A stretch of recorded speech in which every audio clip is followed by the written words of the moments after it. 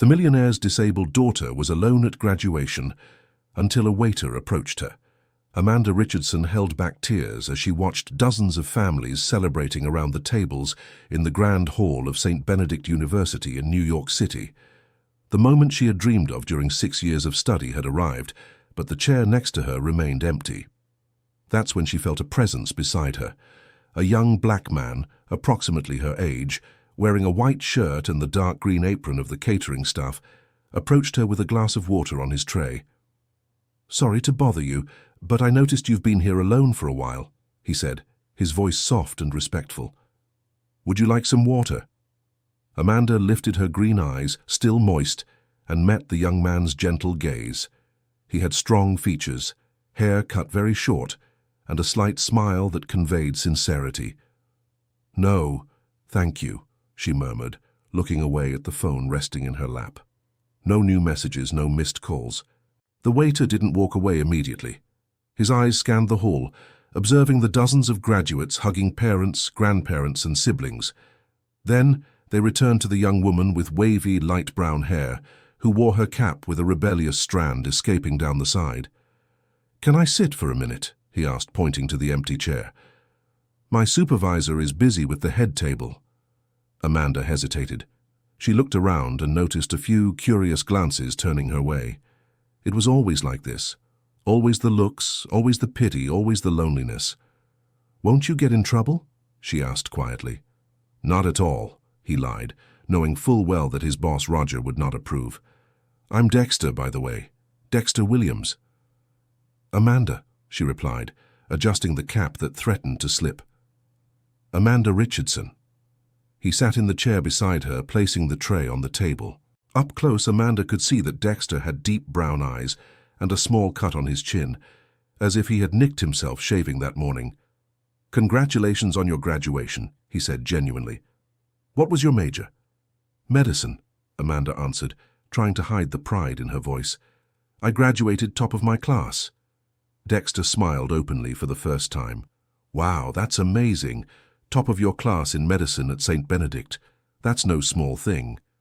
"Apparently it's nothing if you have no one to share it with." The words came out more bitter than she intended. Dexter's smile faded slowly. He looked around again, seeing whole families posing for photos, fathers crying with pride, mothers adjusting their children's gowns. "Your family couldn't make it?" he asked carefully. Amanda let out a humorless laugh. "My family is just my father, and he's too busy closing deals to waste time with this." "With this?" Dexter repeated, incredulous. "You just graduated as a doctor, top of your class. How could that be a waste of time?" His words touched something inside Amanda's chest. When was the last time someone validated her achievements like that?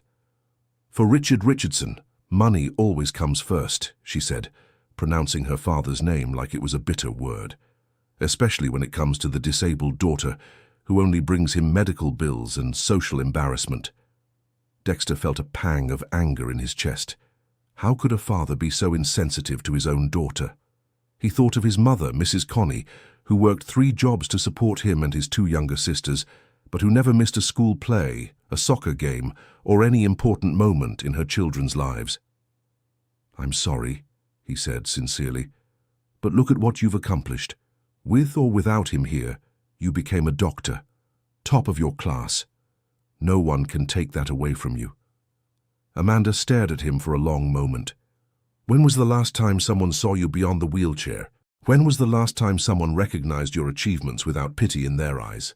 "Dexter," a rough voice cut through the air.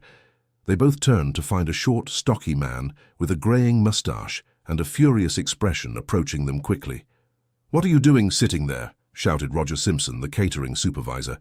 "We have 200 guests to attend to, and you're there chatting." Dexter stood up immediately, grabbing the tray. "Sorry, Mr. Roger, I was just—" "You were nothing," interrupted the man, completely ignoring Amanda. "Get back to work before I fire you in front of everyone." Dear listener, if you're enjoying the story, please take a moment to like the video and especially subscribe to the channel. It really helps us who are just starting out, now continuing. Amanda watched the humiliation on Dexter's face and felt something boil inside her. She knew that feeling well, of being treated as less important. of having your dignity trampled in front of others.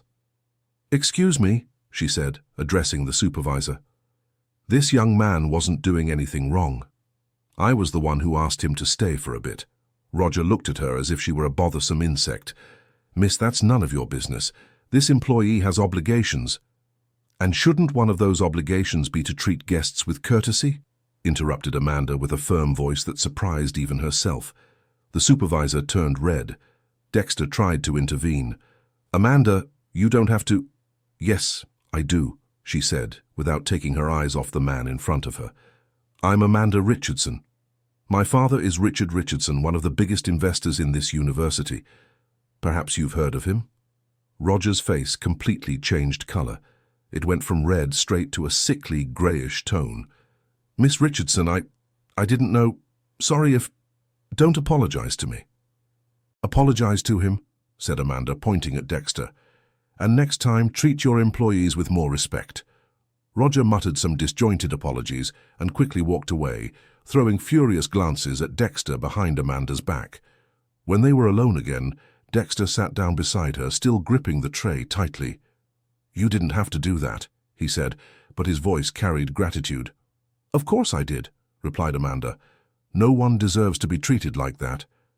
They sat in silence for a few moments, watching the movement in the hall. Amanda noticed Dexter nervously fiddling with his fingers on the edge of the tray.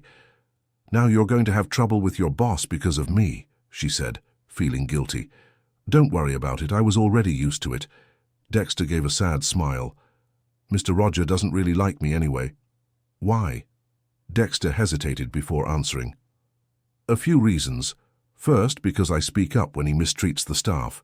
Second, because he thinks a black man shouldn't work at a fancy event. And third—" He stopped, as if deciding whether to say it or not. "Third," encouraged Amanda. "Third, because I used to study here. And he knows that." Amanda looked at him with surprise. "You studied at St. Benedict?" "For 3 years. Medicine, too." Amanda's heart jumped. "What happened? Why did you stop?" Dexter looked away at his hands. "Life happened. My mother got sick. My sisters were very young. Someone had to work. The scholarship covered the tuition, but it didn't cover the rest." "The rest?" "Housing, food, books, transportation. My family lives in East Bronx, East Side. It's almost 2 hours by bus to get here. I couldn't manage it all." Amanda felt her chest tighten. While she had been supported by her father throughout all her college years, Dexter had had to abandon his dream to support his family. "And now? Do you plan on coming back?" I do plan to. But between planning and achieving, there's an abyss the size of the United States." Dexter laughed without humor. "It's been 2 years already. I'd have to start from scratch, get a scholarship again, find a way to work and study." Amanda's cell phone vibrated on the table. A call. "Daddy," on the screen. She looked at Dexter. "It's my father," she said hesitantly. "Answer it." "Maybe he's arriving." Amanda answered with hope in her voice. "Dad?" "Amanda, sweetie, I'm sorry, but I won't be able to make it there." Richard's voice sounded distant, as if he was paying attention to other things while talking. "A business opportunity came up that I can't miss. A $50 million contract." The hope in Amanda's chest fell apart like a house of cards. "But Dad, it's my graduation. You promised you'd come." I know. But you understand, right? 50 million, Amanda. With that money, I can give you an even better life, pay for the best treatments. I don't need treatments, Dad. I need you here with me." On the other end of the line, she heard male voices talking and the sound of papers being handled. "Look, we'll talk properly later. I love you, sweetie. Congratulations on your graduation. I'll buy you something nice to make it up to you, okay?" And he hung up. Amanda stared at the phone in her hand for a few seconds, feeling her eyes burn. Dexter immediately realized something was wrong. "He's not coming," she said, her voice choked up. "Amanda, 50 million, she continued, speaking more to herself than to him. "There's always something more important than 50 million. Dexter felt like grabbing her phone and calling that man back to give him a piece of his mind. How could someone be so insensitive to their own daughter? You know what's worse, said Amanda, wiping away an escaped tear. It's that I still keep hoping. After all these years, I still hope that he'll change, that he'll see me as a daughter, and not as a problem to be solved with money. You are not a problem, said Dexter firmly. You are a newly graduated doctor, top of your class. You are smart, determined, strong. If your father can't see that, that's his problem, not yours. Amanda looked at him through her tears. In Dexter's voice there was no pity, no condescension. There was genuine admiration and indignation in his defense. How can you be so sure? You barely know me. Because in the last 20 minutes you defended an employee from their boss's mistreatment, graduated as a doctor overcoming all difficulties, and still managed to be kind to me, a stranger who was intruding on your moment. That tells me a lot about who you are. For the first time in a long time, Amanda felt truly seen by someone. The sound of a microphone being tested interrupted the moment between them. On the stage set up at the back of the hall, the university's dean was preparing to begin the graduation ceremony.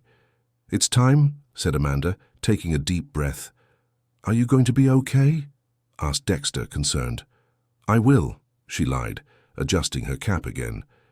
Dexter stood up, picked up the tray, and prepared to go back to work, but something stopped him from leaving. "Amanda." "Yes?" "Can I ask a kind of weird question?" She nodded. "Would you mind if I stayed nearby during the ceremony? I mean, working, of course, but so you wouldn't be completely alone?" Amanda's heart raced. When was the last time someone offered to be by her side without expecting anything in return? "You would do that?" "Of course, if it's not a bother for you." "It wouldn't be a bother," she said, smiling genuinely for the first time since she had arrived at the hall. "It would be great." Dexter smiled back and moved away to resume his work, but not before giving her a discreet wink. As the ceremony began, Amanda felt less alone than she had in years, and for the first time, she began to question whether she really needed her father's approval to be happy. Director Abigail Anderson stepped onto the stage and asked for quiet into the microphone. The hall gradually quieted down, with families returning to their seats and graduates organizing themselves near the stage. "Dear graduates, family and friends, welcome to the 2024 Medical School Graduation Ceremony of St. Benedict University." Applause echoed through the hall. Amanda clapped alone at her table, while watching classmates being hugged by their families at their tables. Across the hall, Dexter was serving champagne to the guests, but his eyes kept returning to the table where Amanda was sitting. He noticed other staff members looking in her direction with curiosity and whispering among themselves. "Psst, Dexter," called Carla, one of the more senior waitresses. "Is that girl over there the daughter of Richard Richardson?" "Yes," he replied, pouring another glass. "Wow, the guy is filthy rich. And she's really alone? How sad." Dexter didn't like the tone of pity in his colleague's voice. "She's top of the class, graduated as a doctor with the best grades. There's nothing sad about that."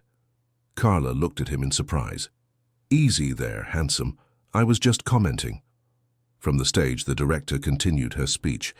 "This class stood out not only for their academic knowledge, but also for their social commitment. We have here future doctors who dedicated themselves to community projects, innovative research, and public health initiatives." Amanda fidgeted nervously with her hands. She knew she would soon be called to the stage to receive the award for best student in the class. The prospect of going up alone, with no one to applaud for her, made her stomach turn. "I would now like to call the graduates who excelled during the course," continued Abigail, "starting with our best student, who maintained a 9.8 GPA during the 6 years of the course and developed pioneering research on neurological rehabilitation. Please welcome Amanda Richardson." Applause broke out across the hall, but to Amanda it sounded distant and empty. She took a deep breath and moved toward the stage, pushing the wheels of her chair with determination. That's when she noticed a problem. There was no ramp to access the stage. She stopped in front of the 3 steps leading up to the platform, feeling her face grow hot with shame. Some people in the audience began to notice the impasse, and an uncomfortable murmur spread through the hall. The director from atop the stage also noticed the problem and looked visibly embarrassed. We have an accessibility issue here that we'll resolve. That's when Dexter appeared next to Amanda, along with 2 other catering staff. "Excuse me," he said, addressing her. "Can we help?" Before Amanda could answer, Dexter and his colleagues gently picked up the chair and carried it up the steps, carefully placing it on the stage. The hall erupted in applause, much warmer than before. Amanda found herself at the center of the stage, with the eyes of everyone present on her, but this time she didn't feel shame. She felt pride. "Thank you," she whispered to Dexter, who was still beside the chair. "You're welcome," he replied, discreetly stepping down from the stage. Director Abigail approached Amanda with the certificate and a gold medal. "Amanda, it's an honor to present this certificate to someone who not only excelled academically, but also inspired all of us today with her determination." When Amanda received the certificate, she heard a familiar voice shouting from the back of the hall, "Way to go, Amanda, top of the class." It was Dexter. He was standing and applauding, smiling proudly as if they were old friends. Other catering staff joined in the applause, followed by some graduates and family members. Soon the entire hall was on their feet, applauding warmly. Amanda felt tears running down her face, but now they were tears of joy. For the first time in her graduation life, she didn't feel alone. When she came down from the stage, carried again by Dexter and classmates, Amanda was approached by several classmates who rarely spoke to her during the course. "Congratulations, Amanda. Well deserved," said Faith, a classmate who had always treated her with polite indifference. "Thank you," replied Amanda, still emotional. "Your family must be very proud," continued Faith, looking around. "Where are they?" Amanda's smile wavered a bit. "My family couldn't come today." "What a shame," said another classmate, Julie. "But at least you have—" She discreetly pointed to Dexter, who was serving drinks at a nearby table. "Your boyfriend to celebrate with." Amanda turned red. "He's not my boyfriend. He's a friend."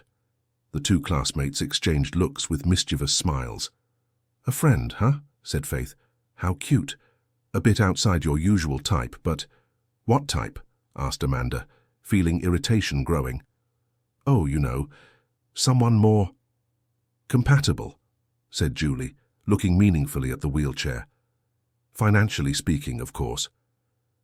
The irritation turned into anger. Amanda realized that even in that moment of achievement, some people still saw her only as the rich, disabled daughter. "Excuse me," she said, moving away from her classmates. "Dear listener, if you are enjoying the story, please take a moment to like and especially subscribe to the channel. It really helps us who are just starting out." Now continuing, Dexter noticed something had happened by the way Amanda moved toward the table. He finished serving the family he was helping and approached her. "Everything okay?" he asked quietly. "Perfectly," she lied, but Dexter noticed the tension in her voice. "What happened?" Amanda hesitated. How to explain that some people saw her as incapable of having normal relationships without sounding bitter? Just some stupid comments from classmates. About what? About you, and about me, and about the 2 of us together. Dexter understood immediately. He had faced that kind of prejudice before. "Oh, let me guess. They think it's strange for the millionaire's daughter to be talking to the poor waiter." "More or less," confirmed Amanda. "And what do you think?" The question took Amanda by surprise. She looked at him, searching his eyes for any sign of resentment or hurt, but found only genuine curiosity. "I think they know nothing about you. They don't know you studied medicine, that you support your family, that you have more character in your pinky finger than many people I've met during these 6 years of college." The answer made Dexter smile. "And I think you are the most impressive person I've met in a long time. Smart, strong, kind. If some people can't see that beyond the wheelchair or your father's bank account, that's their problem." They looked at each other for a long moment, a silent understanding passing between them. "Dexter," Roger's harsh voice cut through the moment again. "What the hell are you doing over there again?" This time the supervisor was angrier. Some people at nearby tables turned to watch the commotion. "Mr. Roger, I was just—" "You were nothing!" shouted the man, not caring who was listening. You think you're at a rich person's club? You work here, you're not a guest? The public humiliation made Dexter lower his head, but Amanda felt anger boiling again. "Excuse me," she said, addressing the supervisor. "Can you stop yelling at him?" "Miss, I already told you this is none of your business." "It is my business when someone is being disrespected in front of me," interrupted Amanda. This young man did nothing but be polite and provide good service. Roger was turning red again. "Listen here, miss, it doesn't matter who your father is. I'm in charge here, and this employee, interrupted a new voice, is Dexter Williams, a former student of this university with one of the highest GPAs we've ever seen."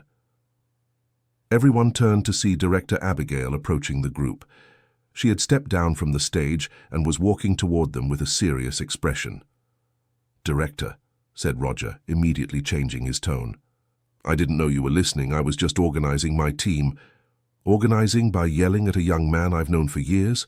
asked Abigail, staring at the supervisor. "Dexter, how are you? I've missed you at the university." Dexter was surprised. He didn't expect the director to remember him after 2 years. "Hi, Mrs. Abigail, I'm good, thank you." "Dr. Anderson," corrected Roger automatically. "For you, it's Dr. Anderson," said Abigail, without taking her eyes off Dexter. "For Dexter, it's Mrs. Abigail, just like it's always been." The director turned to Amanda. "And you must be Amanda Richardson. Congratulations on your graduation and the award. Your grades were truly exceptional." "Thank you," said Amanda, still processing what she had just heard. "You know Dexter?" "Of course. He was one of our best medical students. I had the displeasure of seeing him leave the program due to financial difficulties, but I always hoped he'd come back." Roger was growing increasingly uncomfortable with the situation. "Doctor, if I may, I need to get my team back to work." "Actually," said Abigail, completely ignoring the supervisor, "I was wanting to talk to you about something, Dexter." "With me?" he asked, confused. "The university is launching a scholarship program for former students who had to interrupt their studies for financial reasons. A second chance to complete the degree." Dexter's heart raced. "Really? Really? And you would be the ideal candidate. Your past grades, your dedication, your story. It would be an honor to have you back." Amanda felt a wave of happiness for her new friend. Dexter deserved that opportunity. "But what about my job?" he asked. "I need to support my family." "The program includes a monthly stipend and the possibility of part-time work at the university itself. Libraries, labs, tutoring. That would be amazing," said Dexter, his voice choked with emotion. Roger was not liking this conversation at all. "Doctor, with all due respect, but this employee is still on my work schedule. If he wants to talk about other opportunities, he can do it on his own time." Abigail finally looked at the supervisor with her full attention. "Mr. Simpson, how long have you worked with events at the university?" 15 years, Doctor." "And in 15 years you never learned to treat people with basic respect?" Roger swallowed hard. "I've always treated everyone with—" "I was watching from the stage," interrupted Abigail. "I saw you yelling at Dexter twice for no apparent reason. I saw you embarrassing a young man who did nothing but help a graduate in distress." "Doctor, I'm not finished," she said, her voice firm. "Dexter, will you agree to discuss the scholarship program in my office on Monday?" "I will," he replied, still not believing what was happening. "Great. And as for your supervisor, Mr. Simpson, can we talk in my office as well? Let's say tomorrow morning?" Roger paled. Everyone knew that talking in the director's office was never a good sign for contracted staff. Abigail turned to Amanda. "Amanda, it was a pleasure to meet you in person. Your research on neurological rehabilitation was very interesting. I'm sure you will be an exceptional doctor." "Thank you, Director." "And Dexter," Abigail smiled at him, "see you Monday.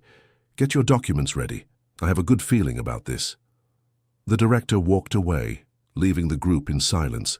Roger looked back and forth between Dexter and Amanda as if they were bombs about to explode. "You two, you set this up," he murmured. "We didn't set up anything," said Amanda. "You dug your own grave by treating people badly." "Spoiled little girl, You don't know what real work is like."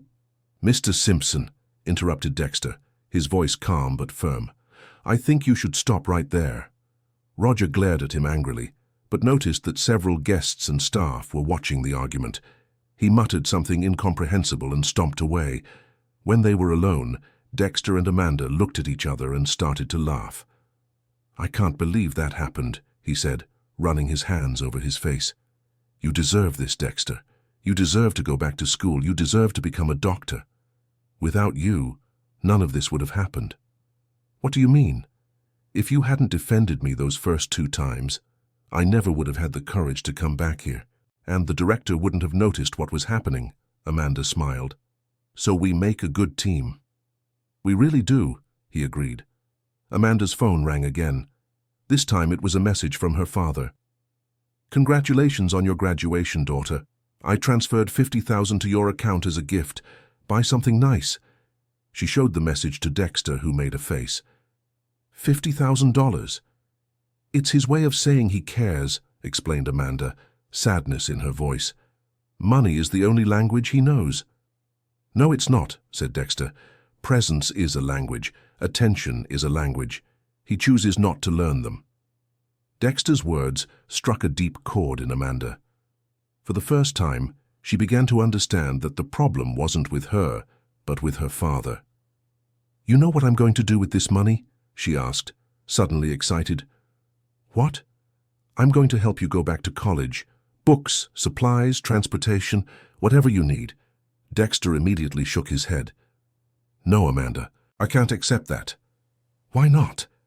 "Because you barely know me.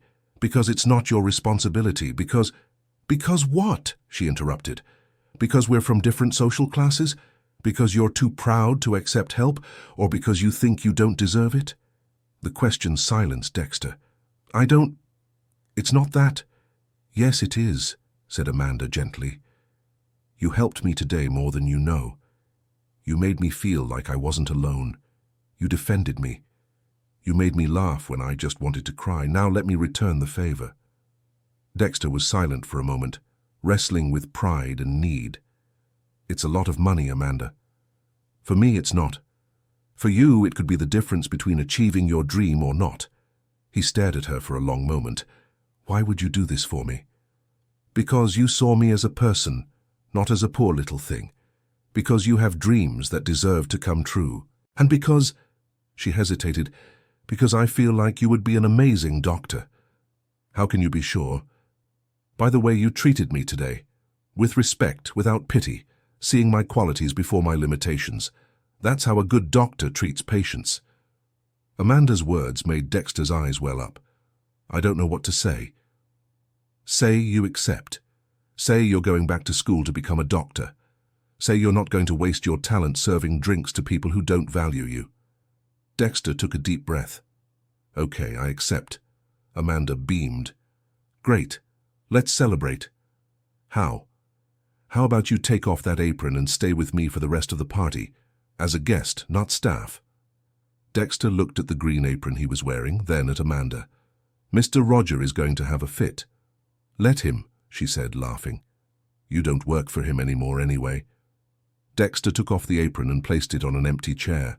Underneath, he wore a simple white shirt, but it was clean and well ironed. "There," he said. "Now I'm officially your +1 for this graduation." "Officially my friend," corrected Amanda. "Friend," he repeated, liking the sound of the word. They spent the rest of the evening talking, laughing, and getting to know each other better. Amanda discovered that Dexter had been born and raised in East Bronx, that his mother worked as a cleaner in 3 different places, that he had 2 younger sisters, Jessica, age 16, and Lily, age 12, that his father had left when he was 10 years old and never came back, that he had been the first in his family to get into a university. Dexter discovered that Amanda had become paraplegic at 15 in a car accident, the same accident that had taken her mother's life, that she lived alone in a penthouse apartment in the Upper East Side, visited only by a nurse and the cleaner, that her father had buried himself in his work after the accident, using professional success to escape the pain and the responsibility of caring for his daughter, that she had chosen medicine precisely to better understand her own condition and to help people going through similar situations. "Your mother would be proud of you today," said Dexter when Amanda finished telling him about the accident. "You really think so?" "I'm sure of it. Top of your class, a graduated doctor, and on top of that helping strangers who cross your path. What mother wouldn't be proud?" Amanda smiled, but there was sadness in her eyes. "Sometimes I wonder how she would have reacted to my father becoming what he is today. What was he like before? Different, more present, more affectionate. They were very much in love. I think when she left, he didn't know how to handle the pain. He found it easier to hide in his work and outsource me to caregivers. And you, how did you handle the pain?" "How did?" "By studying. First to understand what had happened to me, then to help other people. Medicine became my way of making sense of it all." Dexter nodded, understanding. "Is that why you want to work in rehabilitation?" "Exactly. I want to help people discover that life doesn't end when something like this happens, that you can be happy, achieve dreams, have relationships." She stopped, realizing she had opened up more than she intended. "Sorry, I'm talking too much about myself." "You're not. I like listening. It's inspiring." "Inspiring?" "Seeing how you turned a tragedy into a purpose. How you used your pain to help other people." They sat in a comfortable silence for a few moments, watching the last families saying their goodbyes in the hall. "Dexter?" "Yes?" "Thank you for making this night special. I thought it would be the worst graduation in the world, and it ended up being one of the best nights of my life." "Thank you," he replied, "for defending me, for believing in me, for giving me a second chance. I don't know how I'll repay you. Just graduate as a doctor and take good care of your patients. That's repayment enough for me." Dear listener, if you're enjoying the story, please take a moment to like the video and especially to subscribe to the channel. It really helps us who are just starting out. Now, continuing. The following Monday, Dexter was in Principal Abigail's office at 9 a.m. sharp. He had spent the entire weekend organizing documents, talking with his mother about the opportunity, and trying not to get his hopes up too high. "Dexter, it's good to see you here," said Abigail, indicating the chair in front of her desk. "How was your weekend?" "Good, thank you. Still processing everything that happened on Friday." "I imagine." "Well, let's get straight to the point. The academic reintegration program was approved by the university board last week. You would be our first beneficiary." Dexter felt his heart speed up. "And how would it work?" Abigail picked up a folder from her desk. "You would return as a regular student with a full scholarship. Additionally, you would receive a monthly stipend of $200 for transportation and food. In return, you would work 20 hours a week at the university, as a teaching assistant, in the libraries, laboratories, or providing academic support." "You won $200, repeated Dexter, incredulous. It was almost what he earned working 40 hours at the catering company. "That's right, and there's more.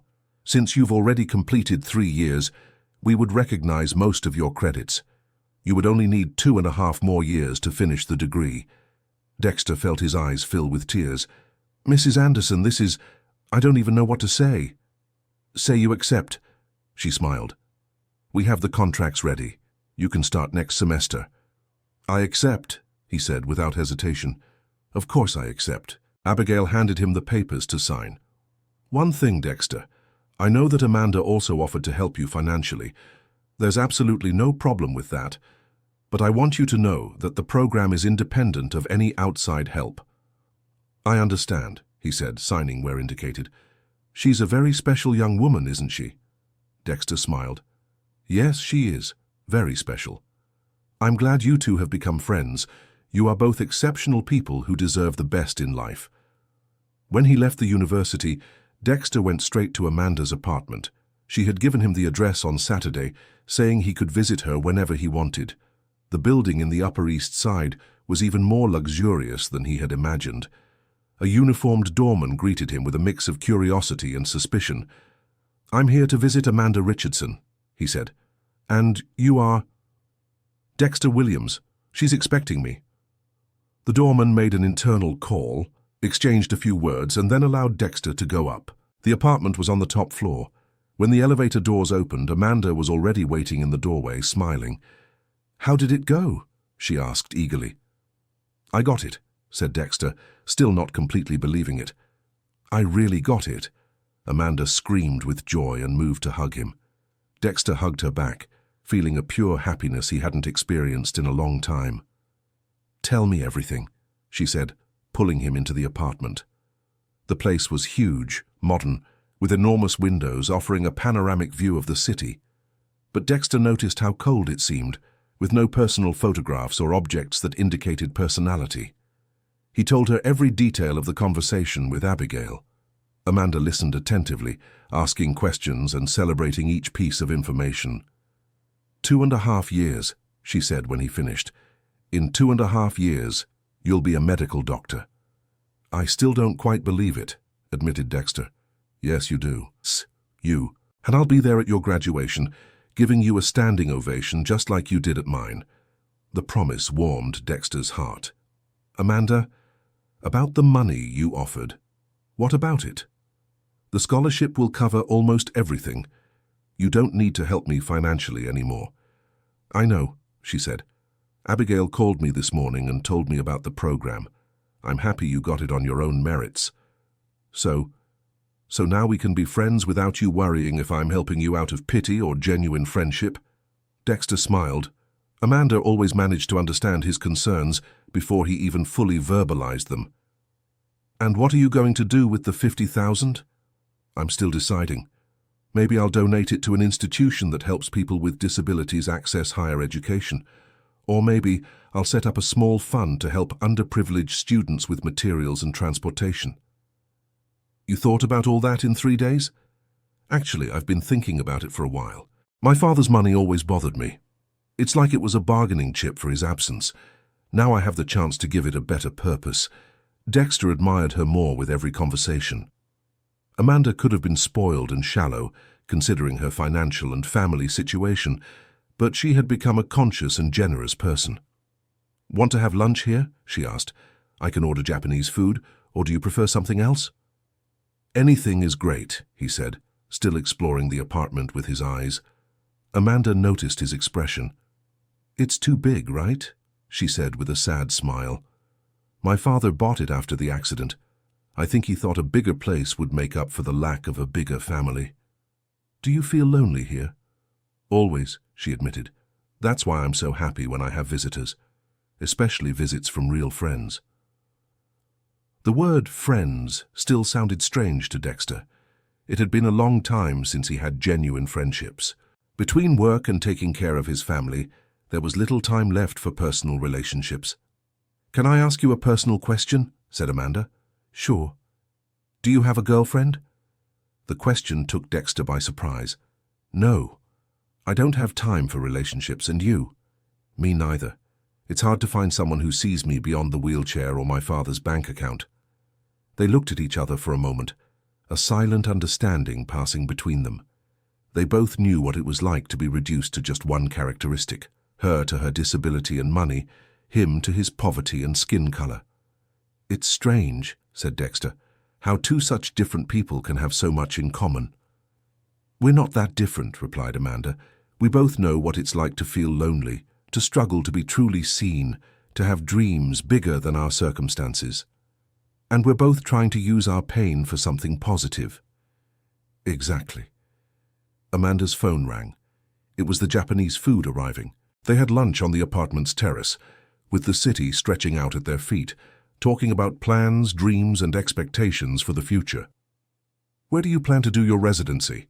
asked Amanda. "University Medical Center, if I can get in.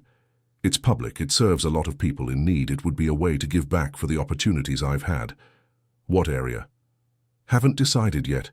Maybe general practice, maybe pediatrics." "And you?" "Neurological rehabilitation at the National Rehabilitation Center, if I can get in. It's where they do the best work in the country in that field." "That will be amazing," said Dexter.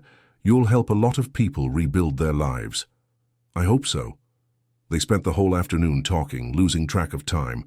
When Dexter realized it was almost 6 p.m. "Wow, I need to go," he said, standing up. "My mom must be worried. I said I'd be home before dinner." "Of course. But promise you'll come back soon?" "I really liked having company." "I promise," he said. "And Amanda, thank you for everything, for the friendship, the support, for believing in me. Thank you for not leaving me alone at the graduation, for seeing me as a person, for being my friend." They hugged again before he left. It was a genuine friendship being born, based on mutual respect and real affinity. On the way back to East Bronx, Dexter reflected on how his life had changed in just 4 days. On Friday, he was a frustrated waiter with an uncertain future. On Monday, he was a future doctor with a full scholarship and a new friend who saw him for who he really was. Sometimes life surprised you in a positive way. When he got home, he found his mother, Connie, preparing dinner in the small kitchen of the 2-room house where they lived with his sisters. "Mom, I need to tell you something," he said, barely able to contain his excitement. "What is it, son?" asked Connie, a 48-year-old woman, thin but strong, with hair starting to go grey. "I got a scholarship to go back to college." Connie dropped the spoon into the pot. "What do you mean?" Dexter told her everything: the graduation, the meeting with Amanda, the principal's intervention, the meeting on Monday, the scholarship program. When he finished, Connie was crying.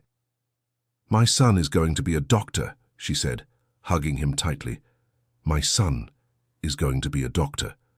Jessica and Lily, who had overheard the conversation from the living room, came running to hug their brother. "Now, you'll be able to take care of us when we're sick," said Lily, 12 years old, with the sincerity of children. "And you're going to make a lot of money," added Jessica, 16, more pragmatic. "Money isn't everything," said Connie, looking meaningfully at Dexter. "The important thing is that he can help people." "And he will be able to, Mom," said Dexter. "I'm going to be a doctor who takes care of people like us, people who don't have insurance, who need a public hospital, who sometimes get mistreated for being poor." "I'm so proud," said Connie, wiping away her tears. "Your father should be here to see this." It was rare for her to mention her ex-husband. Dexter knew the hurt still stung, even after so many years. "He's not missed, Mom. You raised 3 kids alone. You worked like crazy to give us the best. The credit is yours." "Ours," she corrected. "You've always been a good son, Dexter. You always helped around the house, never gave me any trouble. You deserve all the good things in the world." That night, after everyone had gone to sleep, Dexter stayed in the small backyard looking at the stars. In 2 months, he would start his 4th year of medical school. In 2.5 years, he would be a doctor. It felt like a dream.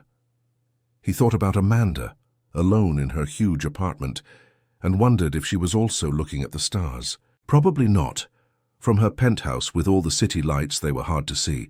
It was funny how 2 people with such opposite realities had met and created such a real connection.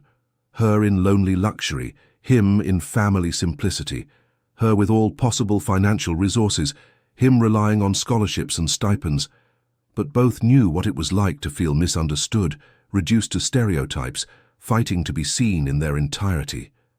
His phone vibrated. A message from Amanda. "I hope your family was happy with the news. You deserve all the love and support in the world." He smiled and replied, "They were very happy. My mother cried. And you? How was the rest of your day?" "Quiet. I organized some documents for my residency.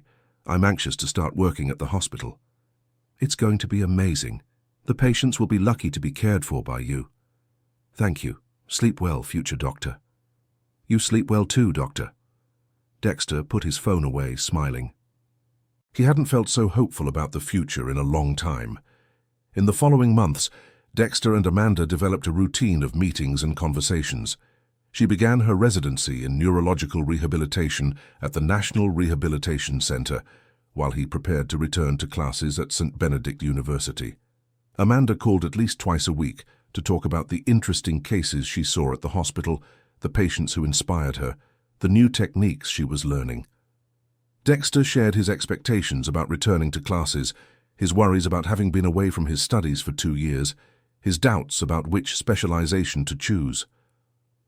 "You should see the hospital where I work," Amanda said one day during one of his visits to her apartment. "There are fascinating cases of neurological rehabilitation. It would be good for you to see it in practice." "I'd love to," replied Dexter, "but I don't know if it's allowed for students." "Of course it is. I can talk to my supervisor. Arrange a technical visit. You still have time to change your mind about your specialization." "I don't know if I want to change. I've always thought about general practice." "Why?" "Because that's where I can help the most people, especially needy people who don't have access to specialists." Amanda looked at him with admiration.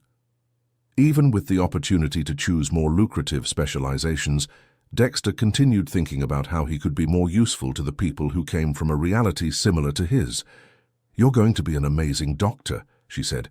"You always say that, because it's true. You have something that many doctors lose over the course of their careers: genuine empathy. And you? How are you feeling in your residency?" "Challenged, but happy. Every patient is a different universe, a unique story of overcoming. Yesterday, a 15-year-old boy came in who had a motorcycle accident. He's going to be paraplegic. How did you handle that?" "I remembered myself at 15. The desperation, the feeling that life was over. I talked to him about the possibilities, about how life can continue to be full even with physical limitations." "That must have been hard for you." "It was, but it was also liberating. I managed to help him in a way no one else could, because I went through exactly what he's going through." Dexter noticed there were tears in Amanda's eyes. "You cried?" "I did. He did too. But in the end, we managed to laugh together. He asked me if I was happy, and I was able to say yes, that I am happy."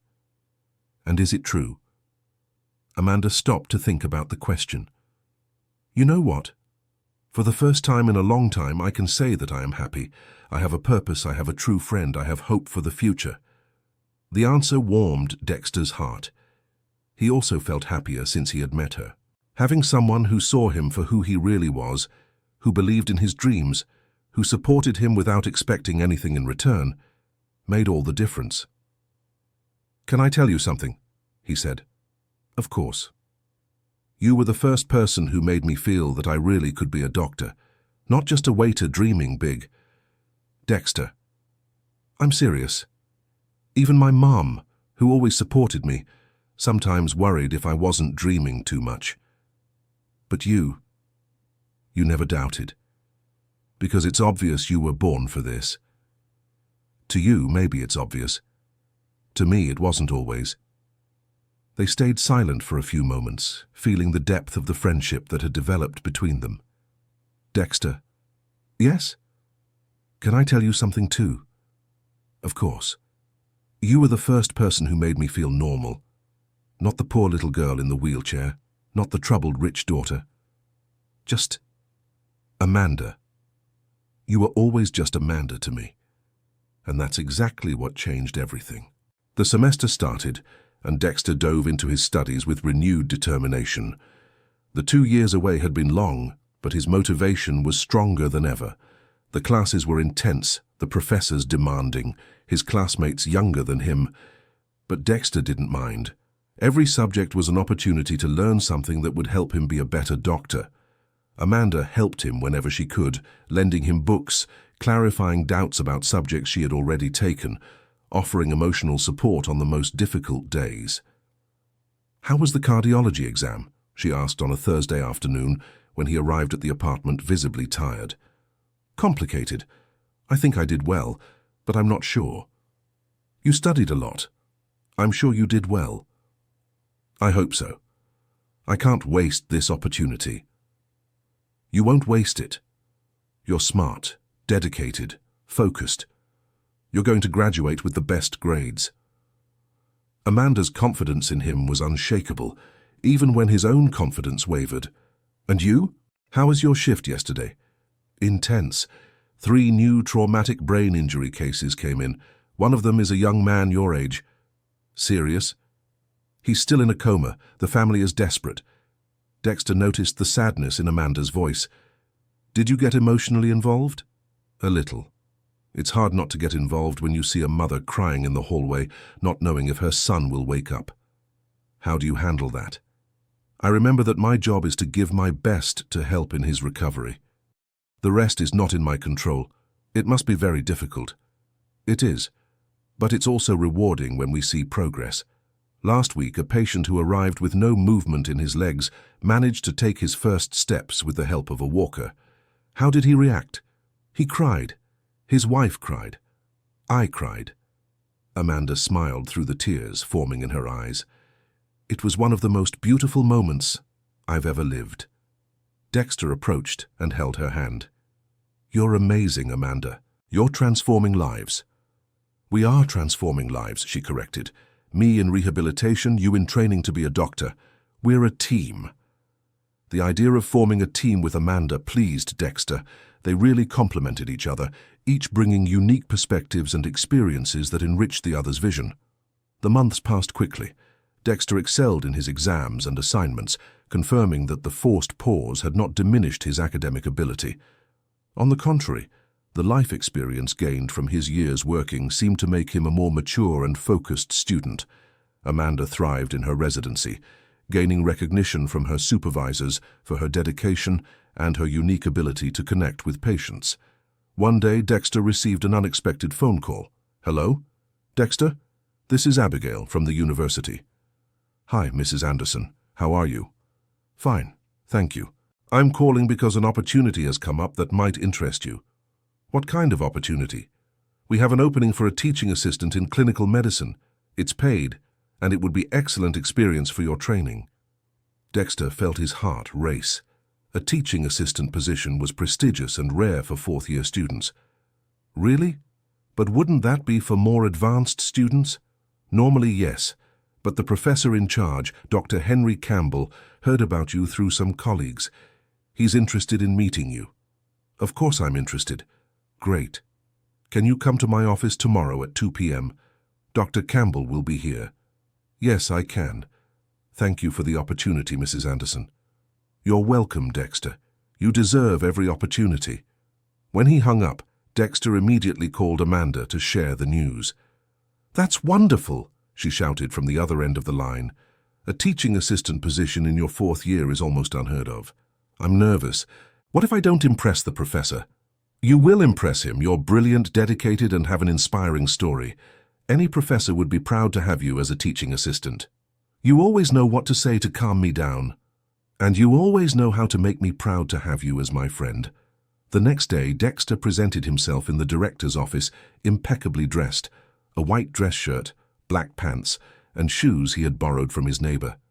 He wanted to make the best impression possible. Dexter, this is Dr. Henry Campbell, head professor of clinical medicine, Abigail introduced. Dr. Henry was a man of about 55, with graying hair, classic frame glasses, and a firm handshake. Pleasure to meet you, Dexter. I've heard some very interesting things about you. The pleasure is mine, Doctor. Please have a seat. I'd like to learn more about your journey. Dexter told him about his origins, the financial challenges that led him to interrupt his studies, the work at the catering company, meeting Amanda, and his return to the university. Dr. Henry listened attentively, asking specific questions and taking a few notes. Why medicine? He asked at the end. Because I want to help people who come from a reality similar to mine. People who are sometimes mistreated in the healthcare system for being poor, who don't have access to proper treatments, who need someone who understands them. And why general practice specifically? Because that's where I can have the broadest impact. The general practitioner is often the first and only contact these people have with the healthcare system. I want to be someone who welcomes them, who treats them with dignity, who makes a difference in their lives. Dr. Henry smiled. Excellent answer. Abigail told me your grades are among the best in your class. I'm trying very hard. And what's your availability for the tutoring position? Total. I can dedicate as much time as needed. The position involves assisting in practical classes, helping students from earlier years, participating in some research. It's 20 hours a week with a monthly stipend of $800. Dexter tried not to show how important those $800 would be for him and his family. It would be an honor to participate. Dr. Henry looked at Abigail, who nodded discreetly. Well, Dexter, I'd like to offer the position to you. Can you start next week? Yes, I can, replied Dexter, barely able to contain his joy. Great. I'll see you Monday at 8 a.m. at the medical clinic outpatient department. After Dr. Henry left, Abigail smiled at Dexter. Congratulations. You've earned an opportunity that many senior students compete for. I don't know how to thank you, Mrs. Henderson. You thank me by being the excellent tutor I know you will be. Dexter left the university on cloud 9. He called Amanda as soon as he stepped onto the street. I got it, he shouted into the phone. I knew it. Tell me everything. He recounted every detail of the conversation with Dr. Henry. Amanda listened with genuine enthusiasm, celebrating each part of the achievement as if it were her own. Let's celebrate, she said. How about dinner out tonight? My treat. Amanda, you don't have to. Yes, I do. I want to celebrate my best friend's success. The words best friend moved Dexter. Amanda had truly become his best friend, the person with whom he shared his joys and worries, with whom he could be completely honest. All right, but I picked the place. You can pick. A barbecue place on the east side near my home. I want you to see my neighborhood. Amanda was surprised by the suggestion, but agreed immediately. I'd love to see where you grew up. That night, Dexter took Amanda to see the East Bronx. She had never been to the east side of New York City and watched everything with respectful curiosity. The restaurant he chose was simple, but the food was delicious and the atmosphere was homey. Amanda felt welcomed by the owners who clearly knew and liked Dexter. Is this the Dexter who worked at the fancy catering company? Asked Mrs. Mary, the owner. Is he a doctor now? I'm not a doctor yet, Mrs. Mary, but I will be. Yes, you will, my boy. I always knew you'd go far. During dinner, Dexter introduced Amanda to neighbors and acquaintances who passed by the restaurant. Everyone treated her with genuine affection, without making a fuss about the wheelchair or asking intrusive questions. Your neighborhood is welcoming, said Amanda on the way back. The people here know what struggle is. They don't judge. They don't ask silly questions. They just support each other. It's very different from my world. How so? In my world, people are polite, but distant, cordial, but not genuine. Here I felt a real human connection. Dexter smiled. That's why I never wanted to leave here. Even when I graduate and am in a better position, I want to keep living near my family and friends. You don't want a bigger house, a better car? I want comfort, of course, but without losing my roots, without forgetting where I came from. The answer made Amanda reflect on her own values and priorities. She had grown up in luxury, but had always felt empty. Dexter had grown up in simplicity, but seemed fulfilled and connected to a purpose. Can I confess something? She said. Always. Sometimes I envy your family, your community. You have something money can't buy. What? True connection, unconditional love, shared purpose. Dexter thought about her words. But you have this with me now. Our friendship is real, isn't it? It's the most real thing I've ever had in my life. They looked at each other with mutual affection and gratitude, two people from different worlds who had found an authentic connection based on respect, admiration, and genuine care. Dexter's tutoring began the following week and was an immediate success. Dr. Henry was impressed with his dedication and his ability to explain complex concepts simply to younger students. You have a gift for teaching, the professor said after a particularly successful practical session. I enjoy sharing knowledge, Dexter replied, and the younger students remind me of myself when I started. Have you ever thought about an academic career? The question took Dexter by surprise. No, I've always thought about clinical practice. You don't have to choose one or the other. You can be a clinician and a professor. In fact, I have a proposal for you. Dexter waited, curious. I'm coordinating a research project on preventive medicine in underserved communities. We need someone who understands that reality to help with the fieldwork. Interested? Very interested. It's research that could become a scientific paper. It would be an excellent addition to your resume when you apply for your residency. Dexter could hardly believe the opportunities that were opening up. Less than a year ago, he was serving drinks at graduation parties. Now he was a university tutor and a potential researcher. When he told Amanda about the new opportunity, She was thrilled. "You're going to revolutionize preventive medicine in the United States," she said, half joking, half serious. "You're exaggerating." "I'm not exaggerating. You have the technical knowledge and the lived experience. It's the perfect combination. And you? How are things going in your residency?" "Good. My supervisor said I have the potential to coordinate the neurological rehabilitation program in the future." "Really?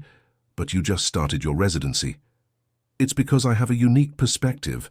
I can talk to patients in a way other professionals can't." "Because of your personal experience?" "Exactly. They trust me because they know I understand what they're going through." Dexter smiled with pride. "We've both found our place in the world, haven't we?" "We have. And I'm so glad we found each other too." The friendship between them continued to deepen. They talked every day, saw each other at least twice a week, and shared victories and challenges naturally. But something was changing. Dexter began to realize that his feelings for Amanda were evolving beyond friendship. He admired not only her intelligence and determination, but also her beauty, her sensitivity, her strength. The problem was he didn't know how she felt, and he was afraid of ruining the friendship by confessing romantic feelings that might not be returned. Amanda was going through the same dilemma. Dexter had become much more than a friend to her. He was someone who inspired her, who made her laugh, who saw her as a complete woman, not just as a person with a disability. But she also feared that revealing her feelings could complicate the perfect relationship they had built. Neither of them knew the other was facing exactly the same internal conflict. The situation reached a critical point on a Friday afternoon. Dexter was at Amanda's apartment, helping her organize some medical articles, when she received a phone call. "Hello?" she answered. "Amanda, it's your father." Dexter immediately noticed the change in Amanda's expression. She became tense. "Hi, Dad. Is everything okay?" "I need to talk to you. Can I come up?" "Come up. You're here in the building." "I am. I just arrived." Amanda looked at Dexter with worry. "He never comes here without warning," she whispered, covering the phone. "Do you want me to leave?" asked Dexter. "No, please stay." "Okay, Dad, you can come up." 5 minutes later, Richard Richardson was at the apartment door. He was a tall man with well-cut grey hair, an expensive suit, and a serious expression. When he saw Dexter, his eyes narrowed. "Amanda," he said, completely ignoring Dexter. "We need to talk in private." "Dad, this is Dexter, my friend. You can speak in front of him." Richard looked Dexter up and down, assessing him. "You're the waiter from the graduation." It wasn't a question. It was a statement loaded with disdain. "I'm a medical student," corrected Dexter politely. "Oh, really? And who's paying for your studies?" The question had a clear and unpleasant insinuation. Dexter felt his blood boil, but he kept his composure. "I have a full scholarship from the university, and I work as a tutor." "Dad, stop it," interrupted Amanda. "Dexter is my friend, and he deserves respect." "Friend?" Richard laughed humorlessly. "Amanda, you are a wealthy, intelligent young woman. You don't need opportunistic friendships." "How dare you?" Amanda exploded. "Dexter has never asked me for anything. He's 1,000 times more honest than most of the people you call friends." "Amanda, you are very naive. This boy is obviously interested in your money." Dexter stood up. "Mr. Richardson, I'll leave so you can talk." "Dexter, no," said Amanda. "You don't have to leave." "Yes, he does," said Richard. "We have family matters to discuss." Dexter looked at Amanda, who was clearly torn between the desire to defend him and the need to talk to her father. "It's fine," said Dexter. "I'll call you later, Amanda." "Dexter, wait!" But he was already leaving, taking with him his wounded dignity and the pain of being reduced to a stereotype once again. When the door closed, Amanda turned to her father with fury in her eyes. "How can you be so cruel?" "Cruel? I'm protecting you." "Protecting me from what? From having a true friend?" "From being exploited by opportunists." "Dexter is not an opportunist. He is the most honest person I know." Richard sat on the sofa, sighing. "Amanda, you don't understand how the world works. People like that boy always have ulterior motives." "People like that boy?" she repeated, incredulous. "You mean poor people? Black people? Is that it?" "Don't put words in my mouth." "I don't need to. Your actions speak for themselves." They stood in tense silence for a few moments. "Why did you come here today, Dad?" asked Amanda. "Because I found out you've been spending time with this boy, and I got worried." "Found out how?" "I have my contacts. Someone saw you with him a few times." Amanda felt disgusted. Her father was having her followed. "You're spying on me." "I'm protecting you." "From what? From being happy? From having someone who sees me as a normal person?" "You are not normal, Amanda. You are special. Wealthy, intelligent, from a good family. You deserve someone of your own caliber." Her father's words hit Amanda like a punch to the stomach. "You are not normal." It was exactly what she had spent her whole life trying to prove was wrong. "Get out of here," she said, her voice low and controlled. "Amanda, get out of here," she screamed. "Get out and don't come back until you learn to respect me and the people I choose to have in my life." Richard was shocked by his daughter's reaction. She had never yelled at him before. "You'll regret this," he said, standing up. "When you discover his true intentions, you'll regret it. The only thing I regret is that it took me so long to see who you really are." Richard left, slamming the door. Amanda was left alone in the apartment, trembling with anger and sadness. For the first time she had confronted her father directly, but at a high cost. Dexter had been humiliated, and she didn't know how to repair the damage. She tried calling him several times, but the phone went straight to voicemail. Meanwhile, Dexter was walking through the streets of the Upper East Side with no particular destination. Richard's words echoed in his mind. "Obviously interested in your money. Opportunistic friendships. People like this young man." He knew it wasn't true, but it hurt to be reduced to prejudices once again. It hurt to see the look of disgust on that man's face when he looked at him. And it hurt to think that maybe his friendship with Amanda really was too complicated to work.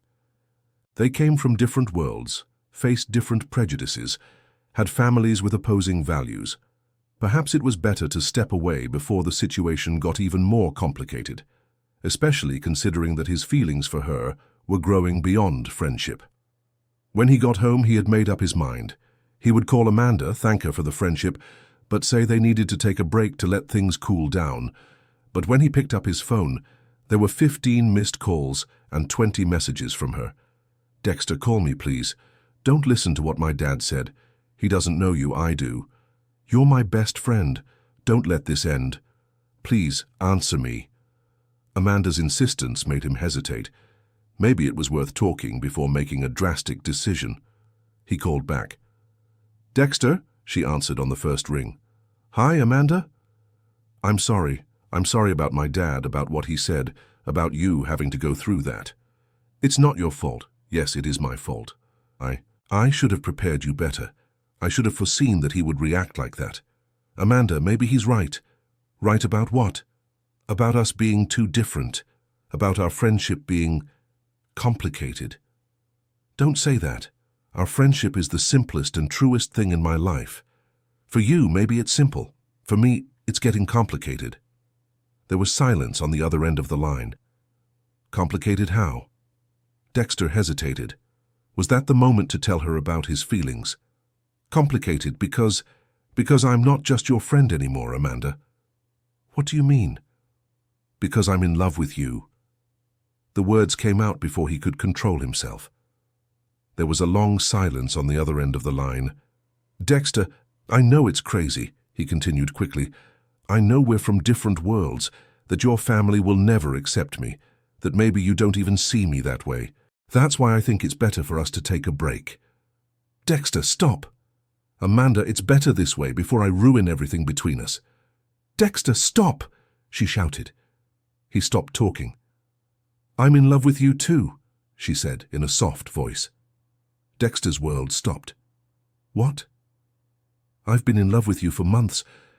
I was also afraid to speak up and ruin our friendship. Really? Really? You're smart, kind, funny, determined. You make me feel special in a way no one else ever has. You see me as a whole woman, not as a rich, disabled person. Dexter sat on the bed, still processing what he was hearing. I don't believe it, he murmured. Believe it. And now that we've laid our cards on the table, What are we going to do? I don't know. Your dad is right about one thing. We are very different. We're different in some things, but the same in the ones that matter. We both want to help people. We both value honesty and compassion. We both know what it's like to overcome adversity. But the social, financial issue... Dexter, do you think I care about that? No, but other people will care. Your family, your friends. So what? Are we going to let other people's prejudice define our happiness? The question made Dexter reflect. Amanda was right. Why let the opinion of others interfere with their feelings? Are you sure you want to try? He asked. I am, and you?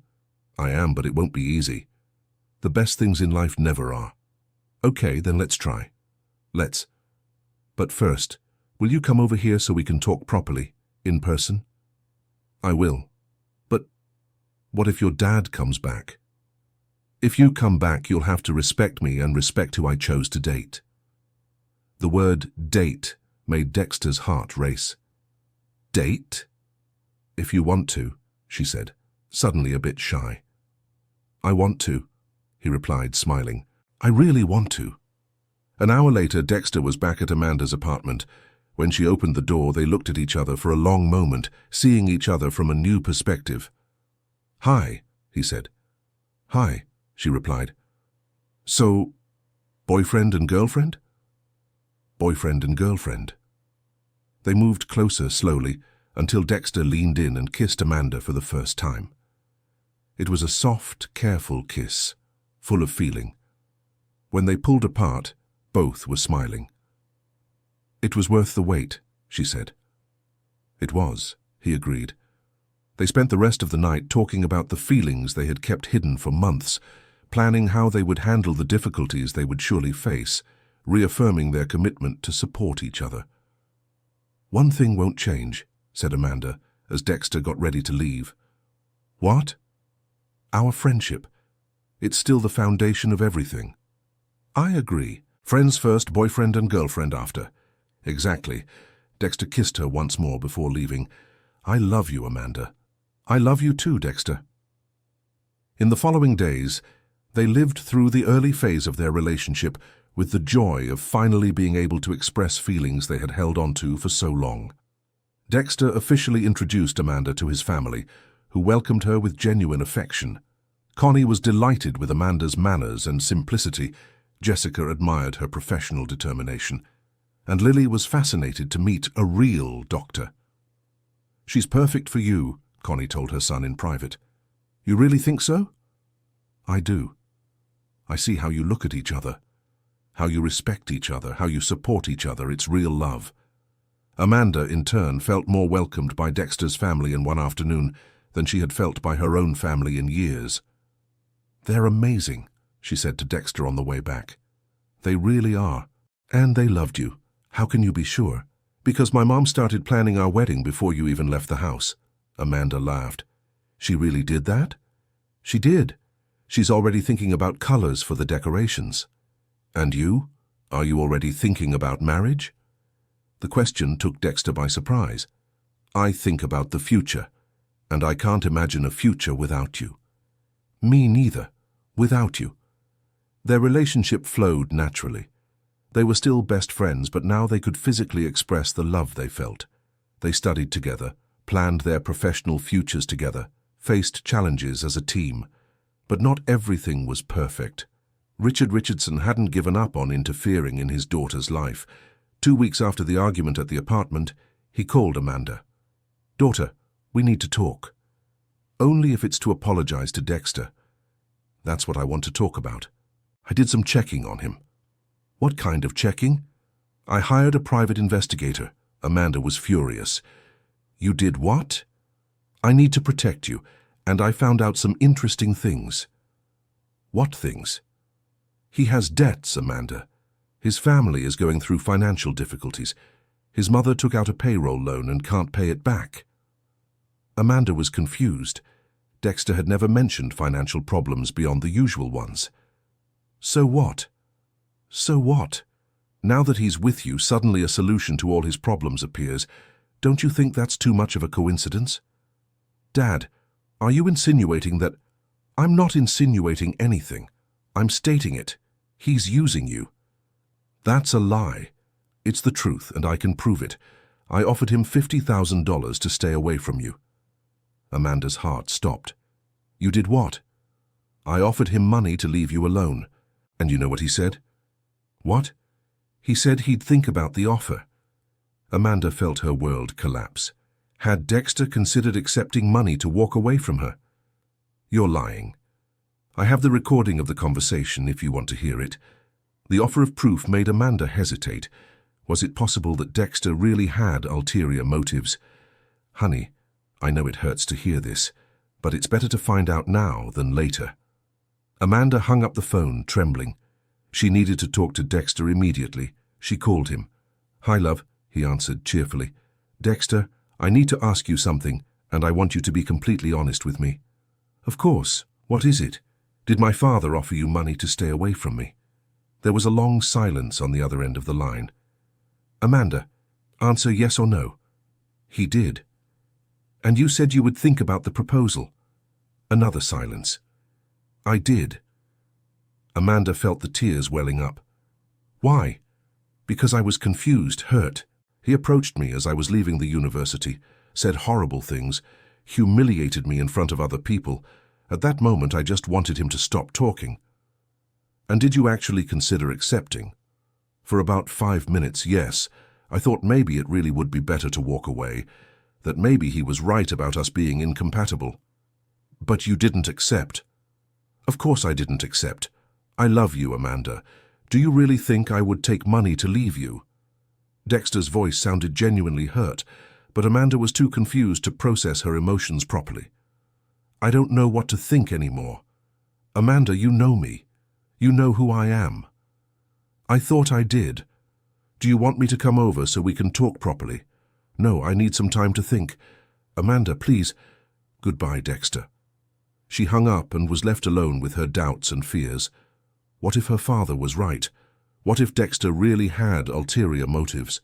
How could she be sure? Dexter across the city was desperate. He knew he had made a mistake by saying he would think about Richard's proposal, even if it was just to get away from the public humiliation. But how could he explain that to Amanda? He tried calling back several times, but she didn't answer. He sent messages that went unanswered. 2 days passed without any contact between them. Dexter was devastated. He could barely concentrate on his classes and his teaching assistantship. Amanda was equally shaken, questioning everything she had experienced with Dexter. That's when something happened that would change everything. Connie, Dexter's mother, fell ill at work and was taken to the hospital. Dexter got the call while he was at the university and rushed to the University Medical Center. When he got there, he found his mother on a gurney in the emergency room, conscious but pale and scared. Mom, what happened? I don't know, son. I felt a sharp pain in my chest. It became hard to breathe. The doctor who attended to her explained that she had had a mild heart attack. She would need to be hospitalized for observation and to have some additional tests. Doctor, is she going to be okay? Asked Dexter, worried. Fortunately, she got here quickly. With proper treatment, she should make a full recovery. But she will need rest and cardiac follow-up. And how much will it cost? Does she have health insurance? No. Then it will be through Medicaid. The basic tests and procedures are covered, but some medications and the specialized follow-up after discharge may have costs. Dexter did a quick mental calculation. With his scholarship and the money from the teaching assistantship, he could barely help with the basic household expenses. Extra medical costs would be impossible to handle. For a moment, he remembered Richard's proposal. $50,000 would solve all of the family's problems. His mother could have the best treatment. His sisters could continue studying without worrying about money. But he immediately pushed the thought away. He couldn't live with the weight of having sold his relationship with Amanda for money, even if it was to help his family. He was lost in thought when he heard a familiar voice. Dexter. He turned and saw Amanda approaching in the wheelchair. She was wearing a white lab coat. Apparently, she had come straight from the hospital where she was doing her residency. Amanda, what are you doing here? Jessica called me, told me about your mother. Dexter was surprised. He didn't know his sisters had Amanda's contact. She gave me her number last week, explained Amanda, seeing his confused expression. She said that if you ever needed anything medical, you could call me. And you came? Of course I came. Your family is important to me too. Dexter felt his eyes fill with water. Even after the argument, even with all the doubts, Amanda had dropped everything to be there when he needed her. How is she? Asked Amanda. Early stages of a heart attack, but she got here in time. She's going to be fine. That's good. Can I see her? Of course. They entered the hospital room where Connie was together. When she saw Amanda, her face lit up. Amanda, dear, I'm so glad you came. How do you feel, Mrs. Connie? Better now. I was worried about my son. He gets very nervous when something happens to me. Amanda looked at Dexter and saw the genuine love and concern in his eyes. How had she doubted him? The doctor said she needs some additional tests, explained Dexter, and then private cardiology follow-up. That can be handled, said Amanda immediately. Amanda, don't what? She interrupted. I'm not going to help the mother of the person I love when she needs it. The words person I love hit Dexter right in the chest. But we're not even talking properly. Dexter, I'm sorry I doubted you. My father messed with my head, made me question things I knew were true. Amanda! You considered accepting the money for 5 minutes in a moment of weakness. So what? I consider giving money to people who don't deserve it every week just to not be rude. Who am I to judge you? But I should have told you about your father's offer. You should have, and I should have trusted you more. We both made mistakes. Connie watched their conversation with a faint smile on her face. You two are perfect for each other, she said. You fight like mature people. You forgive like people in love. Dexter and Amanda smiled. Mrs. Connie is right, said Amanda. Let's not let my father mess with our happiness. Let's not, agreed Dexter. They kissed right there in front of Connie, who started to cry with emotion. Now you're making me cry tears of joy, she said. Much better than crying from worry. Amanda immediately made arrangements for Connie to have the best possible care. She spoke with cardiology colleagues, organized the private tests, ensured she would have top-tier medical follow-up. Amanda, this must be costing a fortune, said Dexter. Dexter, stop worrying about money. Your mother needs to take care of herself and we are going to take care of her. We? We're a family now, aren't we? The word family made Dexter's heart overflow with love. We are. 2 weeks later, Connie was discharged with normal test results and a prescription for medication to keep her heart healthy. The experience had brought Dexter and Amanda even closer, and they realized how important they were to each other. You know what impressed me the most in this whole story? Said Dexter one night, while they were having dinner at Amanda's apartment. What? You didn't hesitate for a second to help my mother. Even after our fight, even with all the doubts, you dropped everything and came to be with me. It's what you do for the people you love. Your father wouldn't understand that. My father doesn't understand a lot of things about love, but that's not our problem. He hasn't given up, has he? No, but I'm not listening to him anymore either. And if he cuts you off financially, let him. I have my residency salary, I have my savings. I can live more simply if I need to. Dexter looked at her with admiration. Amanda was willing to give up luxury for him, just as he was willing to face prejudice for her. Are you sure you want this? He asked. A simpler life, away from what you're used to? Dexter, I grew up in a mansion, but I always felt alone. Now I live in a smaller apartment, but I have you, your family, people who truly love me. Which situation do you think makes me happier? His answer was a long, passionate kiss. I love you so much, he whispered. I love you too. And we'll be together forever, no matter what your father-in-law does. My father-in-law? Dexter laughed. Do you think he'll ever accept being my father-in-law? If he doesn't, that's his problem. He'll miss the chance to know the most amazing son-in-law in the world. They were planning their future together, talking about marriage, children, careers, when Amanda's phone rang. It's my dad, she said, looking at the screen. Answer it. It might be important. Hello, Dad. Amanda, we need to talk. It's urgent.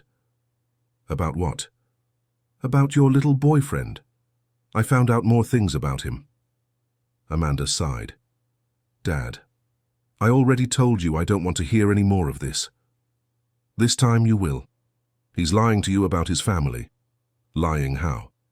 His mother wasn't really sick. It was all an act to get your pity and money for the treatments. Amanda looked at Dexter, who was listening to the conversation. Dad, you're talking about a heart attack. Nobody fakes that. Yes, they can. There are substances that simulate heart symptoms. Dad, I'm a doctor. I saw Mrs. Connie's test results. The heart attack was real. The results could be fake. Enough, Amanda yelled. Enough of this paranoia. You're so obsessed with breaking me and Dexter up that you're inventing absurd conspiracies. Amanda, I just want to protect you. Protect me from what? From being truly loved? From having a family that welcomes me? From being happy? From being deceived? The only one deceiving me is you, with your lies, your investigations, your lack of respect. Dexter signaled for her to calm down, but Amanda was too angry. Dad, I'm going to say this one last time. Dexter is my boyfriend. We are going to get married. We are going to be happy together. You can accept it and be part of our happiness, or you can continue with this obsession and lose your daughter forever. Amanda, the choice is yours. Now I'm hanging up, and I don't want to hear any more conspiracy theories about my future husband. She hung up forcefully. Future husband? Asked Dexter, smiling. If you ask me to marry you, I'll say yes, she said, still angry with her father. Is that how you want to be proposed to? In the middle of a fight with your dad? Amanda stopped and started to laugh. No, when you propose, I want it to be special, romantic, memorable. Leave it to me, said Dexter, already starting to plan mentally. But the answer is already given. It's yes. I haven't even asked properly yet. But the answer is yes. Dexter pulled her into a hug. I love you, future wife. I love you, future husband. In the following months, Dexter and Amanda prepared for the next steps in their careers and their relationship. Dexter stood out more and more at the university, with excellent grades and recognition from the professors. Amanda progressed quickly in her residency, being praised for her competence and dedication. Their relationship matured day by day. They had overcome external interference and built a solid foundation of trust, respect, and love. Dexter decided it was time to officially ask Amanda to marry him. He planned everything carefully. He chose the restaurant where they had dinner on their first official date in East Bronx. He asked his mother and sisters for help to discreetly decorate the place. He bought a simple but beautiful ring, using his savings from his teaching assistant job. On the scheduled day, he told Amanda he wanted to take her to dinner in his neighborhood, like they had done before. Again, at the same restaurant? She asked, curious. It's special to me. It's where you really got to know my world. When they arrived at the restaurant, Amanda noticed something different. The atmosphere was quieter than usual, with fewer tables occupied, and there were small flower arrangements that hadn't been there before. Dexter, what's going on? Nothing, he lied, nervous. Shall we sit down? During dinner, he was visibly anxious. Amanda noticed but didn't want to pressure him. She knew Dexter well enough to know he would tell her what was happening when he felt ready. After dessert, Dexter got up from the table. Amanda, there's something I want to tell you. Go ahead. Do you remember the first day we met? Like it was yesterday. I was serving drinks at a graduation. You were alone at a table, sad because your father hadn't shown up. I remember. That day, I thought I was doing you a favor, offering you company so you wouldn't be alone. Amanda smiled, remembering. And you were. But the truth is, I was the one who needed company the most. I was the one who was alone, without prospects, without hope.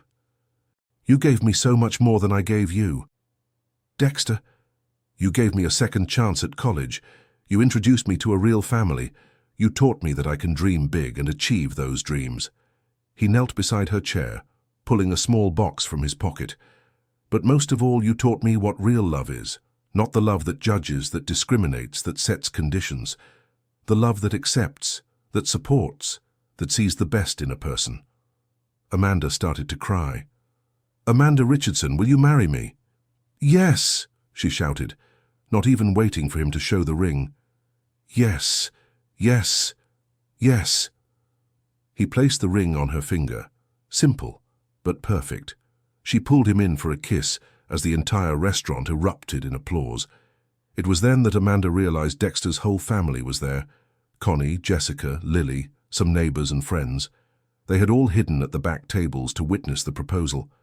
"You all knew?" she asked, laughing through her tears. "Of course we knew," said Jessica. "We helped plan the whole thing."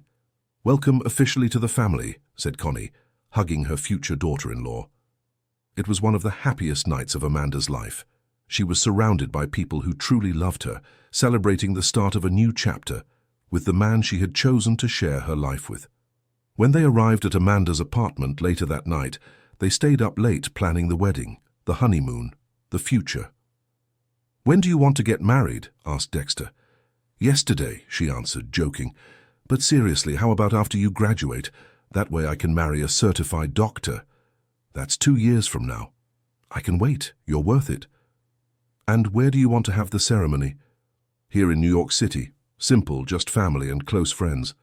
Your father, if he wants to come and behave respectfully, he'll be welcome. If he doesn't want to, or if he can't behave, he won't be missed." Dexter admired Amanda's strength in setting clear boundaries with her father. "And after the wedding, where will we live?" "Wherever you want. I can sell this apartment, buy something smaller in a neighborhood you like more. I don't want you to give up your comfort for me." "Dexter, my comfort doesn't come from where I live, but from who I live with. By your side, I can be happy in a studio apartment." "It doesn't have to be a studio," he laughed, "but a place of our own that we choose together would be perfect." "I agree." They also planned their careers. Dexter would complete his medical residency at University Medical Center, while Amanda would finish her specialization in neurological rehabilitation at National Rehabilitation Center. Afterward, perhaps they would open their own clinic, accepting both insurance and pro bono cases. "I want our clinic to be a place where anyone feels welcome," said Dexter. "Rich, poor, with a disability, without a disability," agreed Amanda. "A place where what matters is taking good care of people." Exactly. 3 months after the engagement, Richard Richardson made one last attempt to separate his daughter from Dexter. He showed up at the hospital where Amanda was doing her residency and asked to speak with her privately. "Dad, what are you doing here?" "I came to bring you a proposal."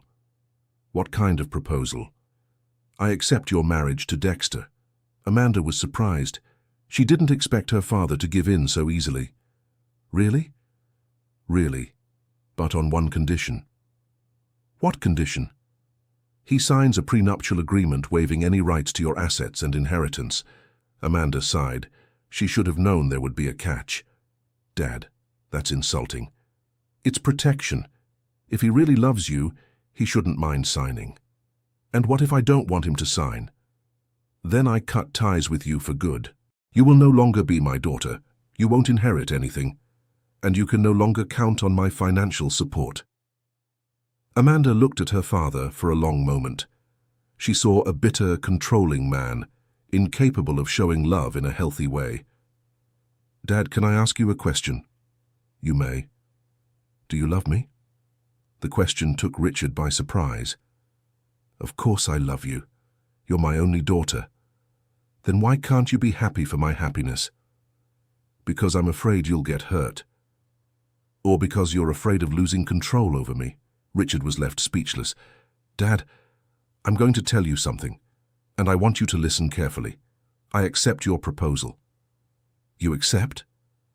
"I accept that you cut ties with me if you can't accept my marriage. I'd rather live happily and independently with Dexter than continue being your controlled doll." "Amanda, you don't know what you're saying. Without my financial support, without your financial support, I will still be a doctor. I will still earn my own money. I will still be able to support myself. And most importantly, I will still be happy. What about the treatments, the adaptations you need because of your disability? I can pay for my own treatments. And as for the adaptations, Dexter helps me with love, not out of obligation. Richard realized he was losing the battle. Daughter, please, don't force me to choose between accepting this marriage or losing you. I'm not the one forcing anyone to choose. The choice is yours. Accept that I've grown up, that I'm capable of deciding my own life, that I've chosen someone who makes me happy, or keep trying to control me and lose your daughter forever. But he's not from our social class. So what? Interrupted Amanda. He's honest, hard-working, smart. He truly loves me. What else matters? The social difference will cause problems. The only social problems we have are caused by you and people who think like you. Richard was silent for a few minutes, processing his daughter's words. What if I accept the marriage without requiring the prenuptial agreement? Then you will be very welcome in our family. Our family? Yes. Me, Dexter, Mrs. Connie, Jessica, Lily. A real family that supports each other. And me? Where do I fit in? In the place you choose. You can be a present, caring father who joyfully participates in his daughter's life.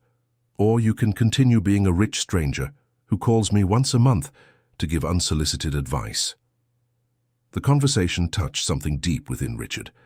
For the first time in years, he saw himself through Amanda's eyes and didn't like what he found. I need to think. That's fine. When you decide, call me. But know that regardless of your decision, I will marry Dexter and I will be happy. And if I choose not to accept, then I will get married without you there. I will be happy without your approval, and our relationship will just be a sad memory of what could have been. Richard left the University Medical Center shaken. For the first time, he realized he might truly lose his daughter forever. 2 weeks later, he called Amanda. Can I come to your apartment? I want to talk to both of you. Will Dexter be there too? It's important that he is. Okay. What time? At 7 p.m. if that works. When Richard arrived at the apartment, he found Dexter and Amanda waiting on the sofa, holding hands. Good evening, he said, greeting them politely. Good evening, Mr. Richardson, replied Dexter. Richard, the businessman corrected. You can call me Richard. It was the first time he had asked Dexter to use his first name. Please sit down, said Amanda. Down. Would you like something to drink? No, thank you. They sat down, a tense atmosphere in the air. Well, Richard began, I came here to apologize. Dexter and Amanda exchanged surprised looks. To both of you. Amanda, I apologize for not being the father you deserved, for trying to control your life instead of supporting your choices, for using money as a substitute for love and presence. Amanda felt her eyes fill with tears. Dad, let me finish. Dexter, I apologize for the humiliations, the prejudices, the invasive investigations. You didn't deserve to be treated like that. Mr. Richard, said Dexter, I understand your concern for your daughter. No, you don't, Richard interrupted. My concern wasn't for her, it was for me. I was afraid of losing her, so I tried to control her. And in the process, I ended up losing her anyway. You haven't lost me, said Amanda. I'm right here. You're here in spite of me, not because of me. Richard took a deep breath before continuing. I've spent the last 2 weeks thinking about everything you said to me at the hospital, and I realized you were right. I had become a bitter, controlling man, incapable of showing love in a healthy way. And what changed? Asked Amanda. I sought help. I started therapy. And the first thing my therapist told me was, if you want to keep your daughter in your life, you need to learn to respect her as an independent adult. And are you willing to do that? I am. I want to be part of your lives if you'll allow me, not as a controller, but as a father, and a future father-in-law. Dexter and Amanda looked at each other again. Are you sure? Asked Amanda. Because if this is just another manipulation. It's not manipulation. It's a 58-year-old man realizing he spent the last years of his only daughter's life being a jerk. The word jerk, coming from Richard Richardson's mouth, surprised them both. He had never shown self-criticism before. And how do we know you've really changed? Asked Dexter. You don't. You'll only know with time if you give me the opportunity to prove it. "What are you proposing?" said Amanda. "That you let me participate in your lives. That you teach me how to be a good father and a good father-in-law. That you give me the chance to make up for the mistakes I've made." "And what about the money, the inheritance, the social differences?" asked Dexter. "Dexter, can I be honest with you?" "Of course." "You scare me because you are everything I am not. You are genuine where I am calculating. You are generous where I am selfish. You have integrity where I am manipulative. Your presence in my daughter's life shows me all my flaws." Dexter didn't know how to respond. "But you also inspire me. Seeing how you treat Amanda, how your family welcomed her, how you support each other, I understand what I've missed all these years. And now I want to learn. I want to discover how to be part of a real family, not just the financial provider." Amanda looked at her father with tears in her eyes. "Dad, do you have any idea how long I've waited to hear that?" "I do. And I apologize for taking so long." "I accept your apology. But things are going to have to be different from now on." "How so?" "You won't try to control my life anymore. You won't investigate my relationships anymore. You won't use money as a form of manipulation anymore." "I agree. And you'll have to learn to treat Dexter's family as equals, not as inferiors." Richard looked at Dexter. "Will you help me with that? Teach me how to be part of a functional family?" The question took Dexter by surprise. The man who had tried to buy him was now asking for his help.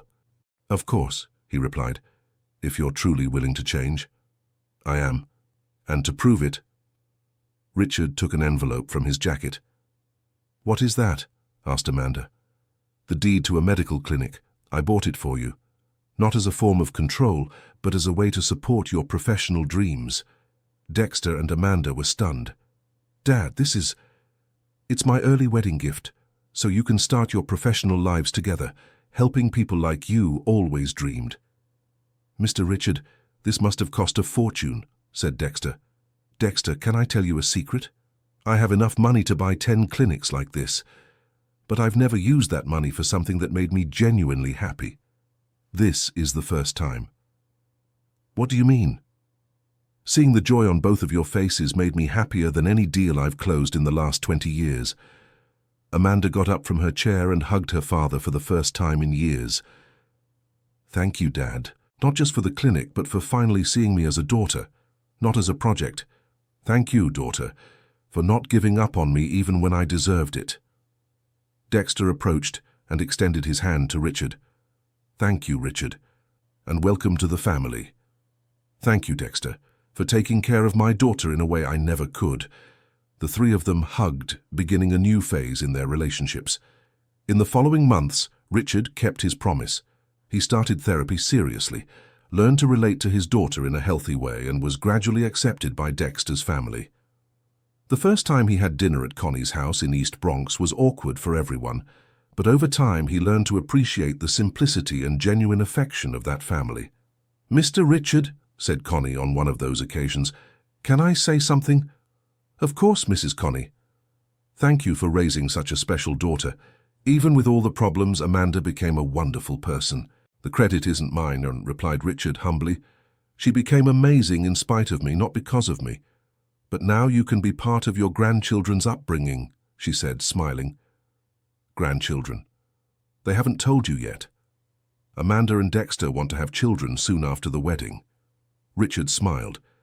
The idea of being a grandfather filled him with hope. Maybe he could be a better grandfather than he had been a father. Dexter and Amanda's wedding took place on a sunny Saturday afternoon, 2 years after their engagement.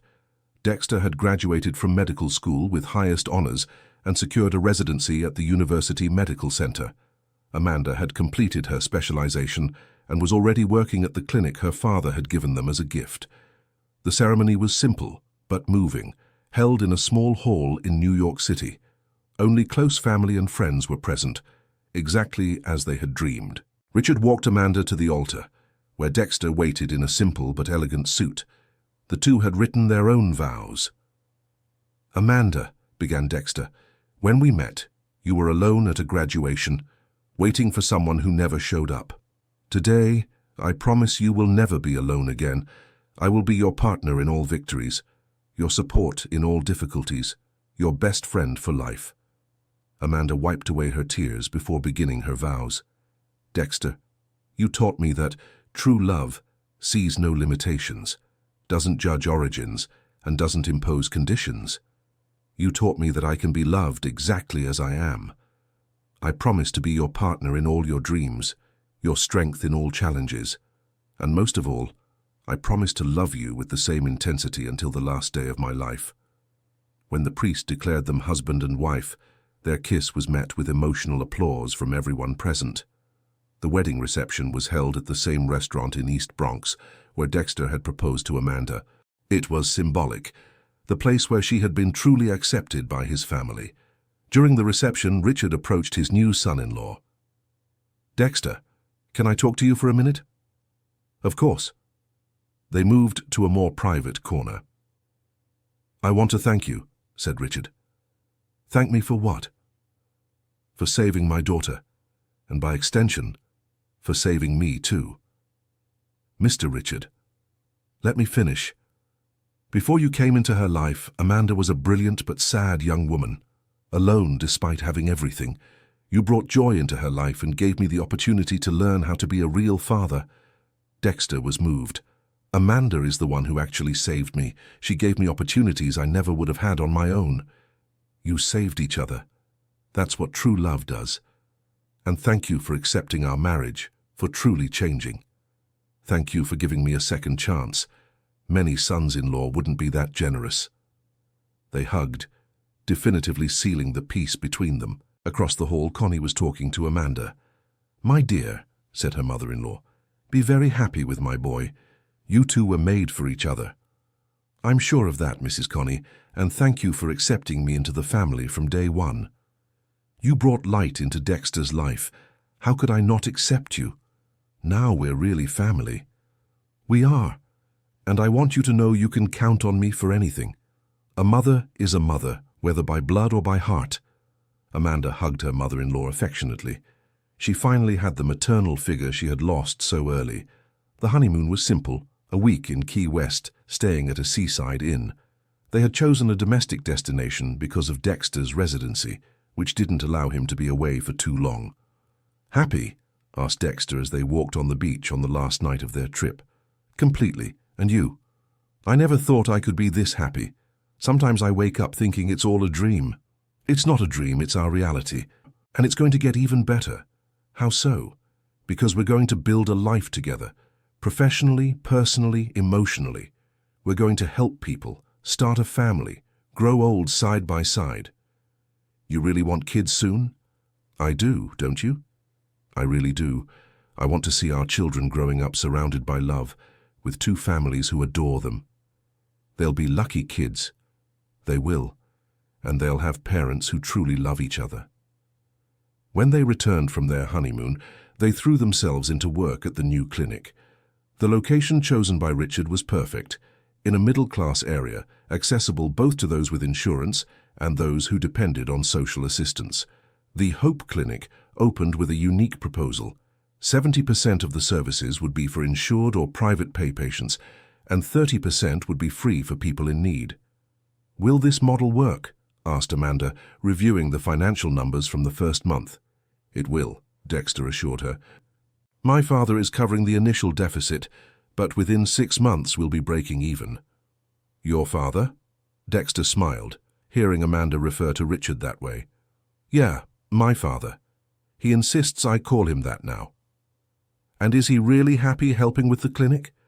"Happier than I've ever seen him. He said he finally found a purpose for his wealth."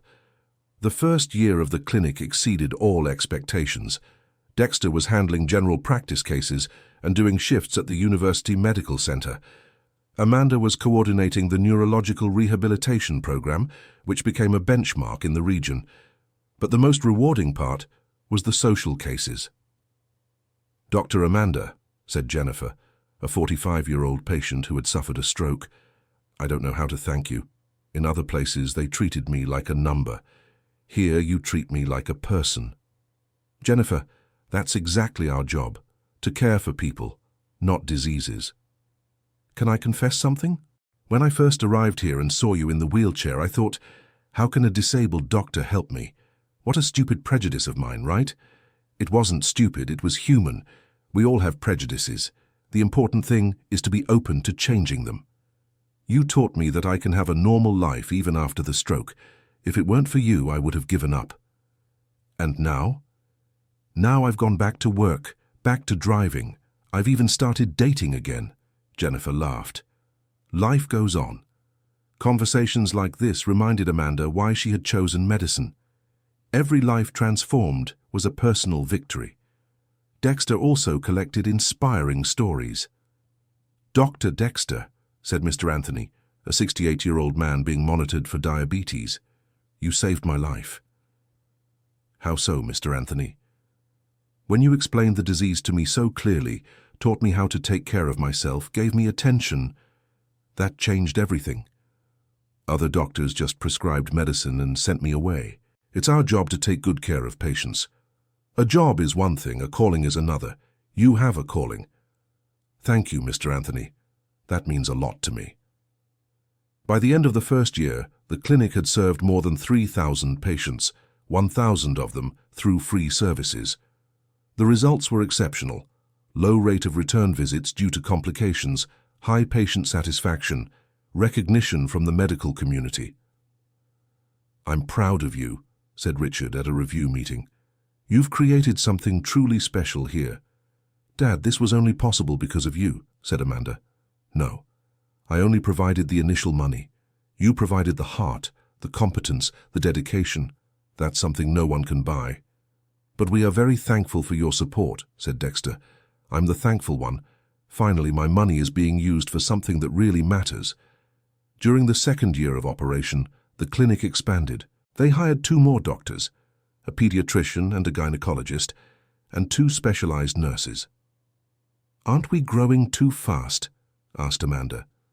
No. The demand is real. We have the financial structure, and most importantly, we have the right philosophy, answered Dexter. What philosophy? Treating people with dignity, regardless of how much they can pay. The Hope Clinic's business model caught the media's attention.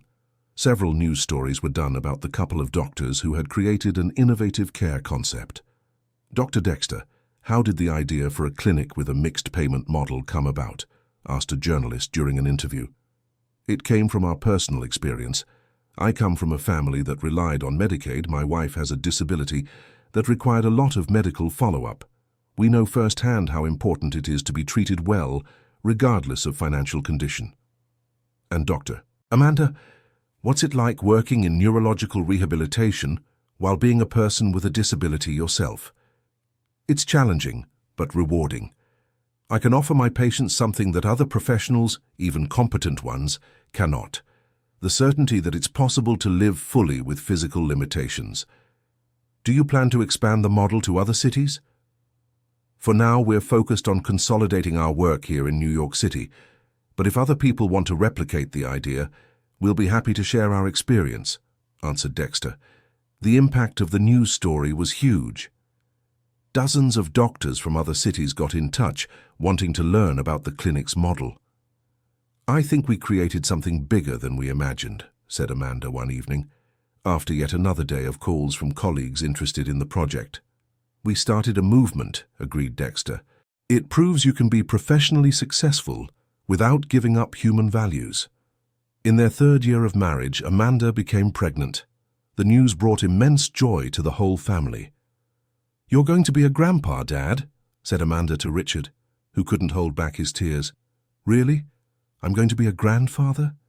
Yes, a little grandson or granddaughter who will grow up surrounded by lots of love. Can I help with anything? The nursery, the layette, the doctors?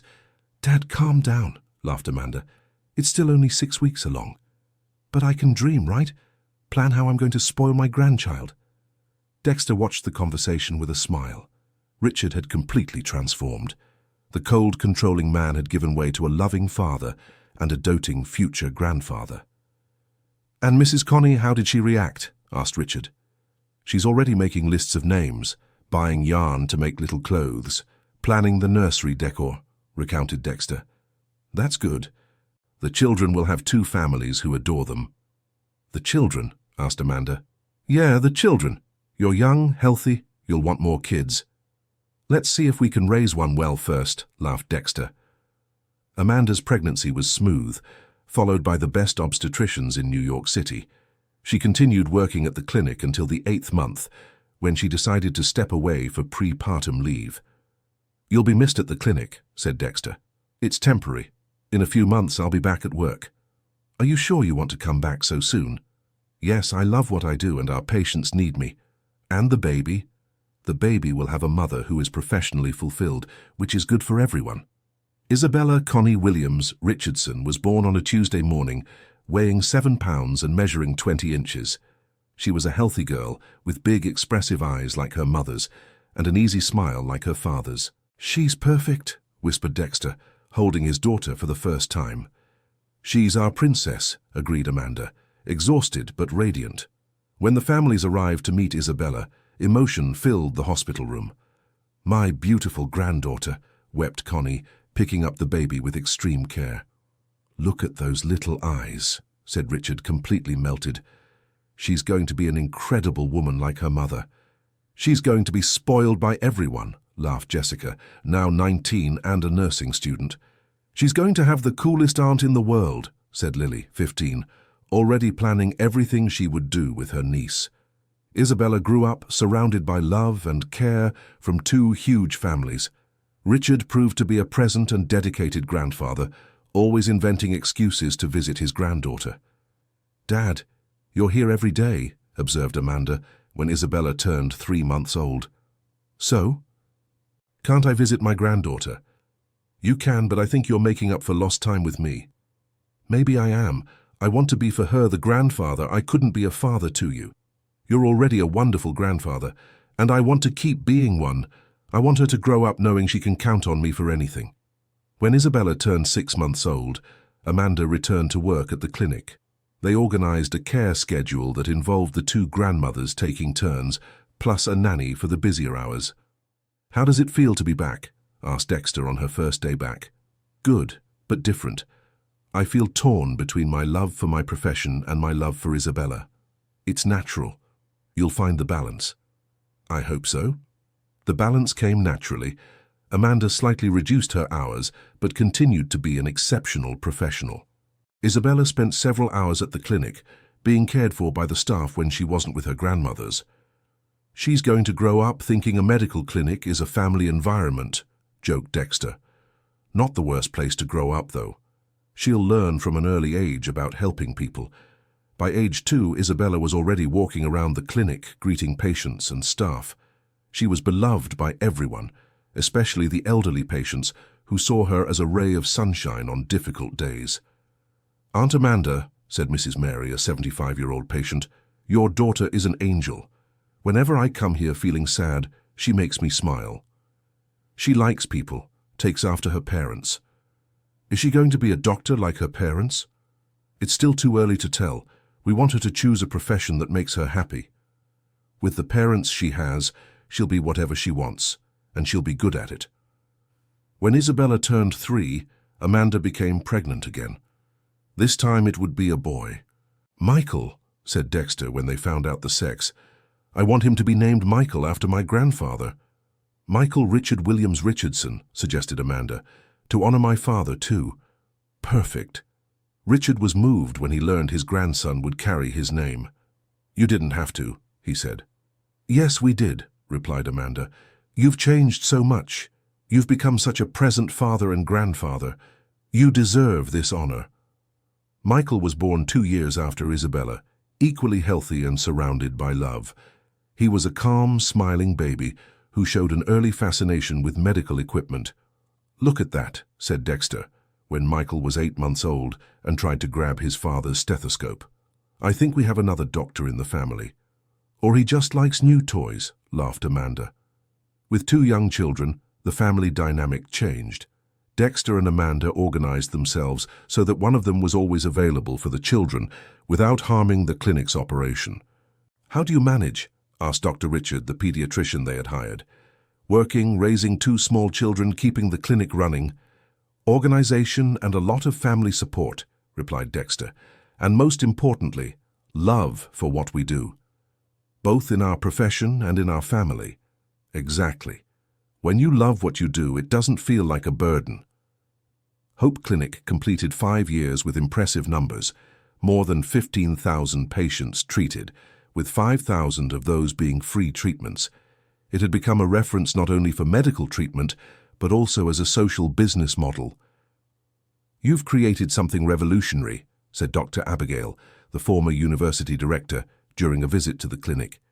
It wasn't a revolution, it was a natural evolution, replied Amanda. We applied in practice the values we always believed in. And the financial results? Surprisingly good, said Dexter. We discovered that treating patients well, besides being ethically right, is also good for business. How so? Satisfied patients recommend the clinic to friends and family. We have more demand than we can handle, even charging fair prices. And the free cases don't compromise the budget? No, we manage to balance the costs with the revenue from insurance and private payers. Besides, my father created an endowment fund to guarantee the sustainability of the community care services. Richard, who was part of the conversation, smiled proudly. It was the best investment I ever made. Seeing the positive impact this clinic has on the community is priceless. When Isabella turned 5 and Michael 3, Dexter and Amanda decided to expand the clinic, not geographically but in specialties. I want to create a comprehensive rehabilitation center, said Amanda. Physical therapy, occupational therapy, speech therapy, psychology. And I want to set up a preventive medicine program in underserved communities, added Dexter. Reach people before they get sick. We're going to need more resources, observed Richard. Dad, you don't have to fund everything yourself, said Amanda. We can look for partnerships, financing, sponsors. Or we could launch a crowdfunding campaign, suggested Dexter. Tell our story, show our impact, ask for support from the community. Good idea. The clinic already has enough credibility for that. The crowdfunding campaign was a success. In 3 months, they raised $2 million from individuals, companies, and organizations that believed in the work of Hope Clinic. I can't believe it, said Amanda, looking at the campaign's final numbers. 2,000 people contributed to our project. It's because we touched people's hearts, said Dexter. Everyone has had a bad experience with the healthcare system. Our proposal offers hope that things can be different. With the funds raised, they inaugurated the Hope Integrated Health Center, a facility with 15 exam rooms, physical therapy rooms, spaces for group therapy, and a home visit program. Now we can offer complete care, said Amanda at the inauguration ceremony, from prevention to rehabilitation, all in one place. And most importantly, maintaining our commitment to treat all people with dignity, regardless of their economic condition, added Dexter. The inauguration speech was given by a special person, Jennifer, Amanda's first neurological rehabilitation patient. 7 years ago, I arrived at this clinic without hope, she said, her voice steady. I had suffered a stroke. I was depressed. I thought my life was over. Dr. Amanda and Dr. Dexter showed me I was wrong. The audience listened in absolute silence. Today, I am the administrative coordinator of this clinic, a job I got thanks to the rehabilitation I received here. I got married again. I have a full and happy life. This was only possible because I found professionals who saw me as a person, not as a disease. The applause was warm and emotional. This clinic saves lives, Jennifer continued, not just by curing diseases, but by giving people back their hope. That's what medicine should always be. After the ceremony, Dexter and Amanda talked about the future. We did it, right? She said. We created the place we always dreamed of. We did. And more importantly, we created a model that can be replicated in other places. Are you still thinking about expanding geographically? I am, but not by managing everything centrally. I want to teach other doctors how to create clinics like ours in their cities. Like a social franchise? Exactly. Share knowledge, protocols, philosophy of care. I like the idea. It would be our way of multiplying our impact. 2 years later, the Hope Project USA was born, an initiative to replicate the clinic's model in other cities. The project offered training, consulting, and financial support for doctors who wanted to create community clinics in their regions. In 5 years, we want to have 100 clinics spread across the country, said Dexter at a national medical conference. All following the same principles: technical excellence, compassionate care, and social responsibility, added Amanda. The project sparked national and international interest.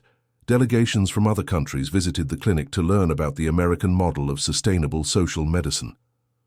"You have become a global reference," said a French doctor during a visit. "In Europe, we are trying to implement similar systems. Medicine cannot be a privilege for the few," Amanda replied. "Where there is human suffering, there must be quality care." When Isabella turned 10 and Michael 8, the family decided to take a special trip to visit all the clinics that had been created through the Hope Project USA. "I want you to see the impact of your parents' work," Dexter told the children. "Are we going to help people?" asked Michael, always interested in helping at the clinic. "Let's see how other people are helping, inspired by what we did here." The trip lasted a month, going through 20 cities in 15 states. In each place they were welcomed as heroes by the local medical community. "Dr. Dexter, Dr. Amanda," said a doctor in Miami, "you changed my professional life. After I learned about your model, I couldn't work any other way." "And the results?" asked Amanda. "Exceptional. We see 500 people a month, with 200 being free of charge. Patient satisfaction is at 98%, and we've managed to stay financially sustainable." "That's great. That was exactly our goal." In every city they visited, Isabella and Michael saw the affection people had for their parents. They began to understand the scale of the family's work. "Daddy," said Isabella one evening in the hotel in New Orleans, "why do people like you so much?" "Because we help them create places where others can be helped." "And is that important?" "Very important. When someone is sick or sad, they need to find people who will take good care of them." "Like you take care of people at our clinic?" "Exactly. So when I grow up, will I help people too?" Dexter looked at Amanda, both moved by their daughter's question. "You will do whatever makes you happy, Princess. If it's helping people, great. If it's something else, also great. But I think I want to help people like you do." "And I want to be a doctor like Daddy," said Michael. "We'll see when you grow up," said Amanda. "For now, we just want you to be happy children." Back in New York City, the family returned to their routine. Dexter and Amanda continued working at the clinic, but now dividing their time with managing the Hope Project USA. "Sometimes I feel we grew too fast," said Amanda in a meeting with the team. "How so?" asked Dr. Richard. "We started with a small clinic. Now we have a national movement. Are we spreading ourselves too thin?" "I don't think so," said Dexter. "Each new clinic is independent, with local management. We just share knowledge." "And the impact is exponential," added Richard, who participated in the meetings as an advisor. "One clinic sees 1,000 people a month. 100 clinics see 100,000 people a month." "You're right," agreed Amanda. "It's our way of multiplying the good." On the 10th anniversary of Hope Clinic, they held a big celebration. They gathered former patients, staff, partners, and representatives from clinics across the country. 10 years ago," said Amanda in her opening speech, "we were a couple of recent graduates with a dream, to create a place where all people would be treated with dignity. Today," continued Dexter, "we are a network of 150 clinics across the United States, serving more than 100,000 people a month." "But the numbers don't tell the whole story," said Amanda. "The real story is in the lives that were transformed, the hopes that were renewed, the smiles that returned to people's faces." The party featured moving testimonials from patients who had been treated over the years. "Dr. Dexter saved my life twice," said Mr. John, 72 years old. "Once when he caught my diabetes early, another time when he taught me that a poor old man also deserves to be treated with kindness. Dr. Amanda taught me that a disability isn't the end of the world," said Mark, a 25-year-old man who became paraplegic in an accident. "Today I work, I date, I drive, I live a normal life. It all started here. This clinic is our second home, said Mrs. Rose, 68 years old. "When my husband had cancer, you took care of not just him, but our whole family. You gave us strength to face the difficult times." The testimonials continued, each one more moving than the last. Dexter and Amanda realized the true scale of what they had built.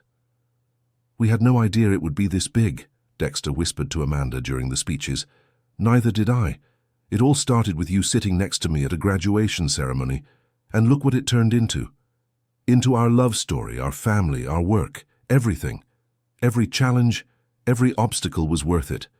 It was, and it will continue to be worth it." When the party ended and everyone had left, the family was alone in the clinic. Dexter, Amanda, Isabella, Michael, Connie, and Richard. "I'm proud of you," Connie said to her children and daughter-in-law. "You've built something beautiful." "We're all proud," Richard added. "You've proven that it's possible to be successful without losing your humanity." "Grandpa," said Isabella, "when I grow up, can I work at the clinic too?" "You can, Princess, but only if that's what truly makes you happy." "What if I want to be an astronaut?" asked Michael. "Then you'll be the best astronaut in the world," Dexter laughed. "But you'll still be a good person who helps others," said Amanda. "Like you? Like all of us. Each in our own way, but always thinking about how to make the world a little bit better."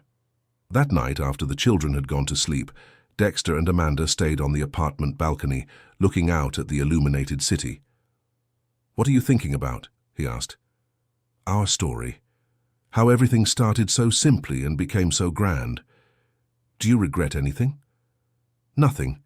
Not even the difficult moments, because they brought us here." "Not even the fight with your father?" "Especially not that.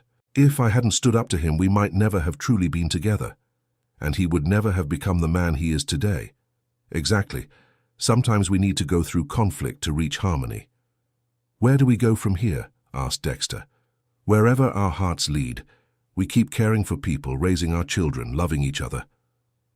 "As simple as that?" "As simple as that. The best things in life are simple." They stayed silent for a few minutes, just enjoying each other's company. "Dexter?" "Yes?" "Thank you." "For what?" "For sitting next to me at that graduation, for seeing who I was beyond the wheelchair, for loving me when I didn't know I could be loved. Thank you. For standing up for me against your father, for believing in me when I didn't even believe in myself, for completely changing my life. We changed each other's lives. And many other people's lives too. That's true. We are blessed. We are. And we will continue to be because we have each other." They kissed, with the same passion as their first kiss, but with the depth of those who have built an entire life together.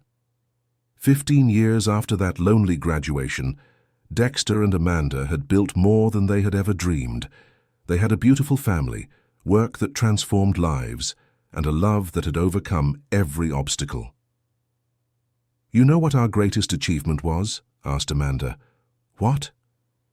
"We proved that true love exists, that differences can be bridges instead of walls, and that it's always worth fighting for what you believe in. And that a simple gesture can change everything." "Like what?" "Like a waiter sitting next to a lonely graduate, like a doctor defending a humiliated employee, like two people choosing to love each other despite all obstacles. And most importantly," said Amanda, smiling, "how love can truly transform the world, one life at a time." They embraced once more, knowing their story was just beginning. They still had many years ahead, many lives to touch, many battles to win together. And it had all started with a simple act of kindness on a graduation afternoon. End of story. And now tell us, what did you think of this story of love and overcoming? Do you believe that small gestures can change entire lives? Leave your comment sharing your opinion, and don't forget to subscribe to the channel for more inspiring stories like this one.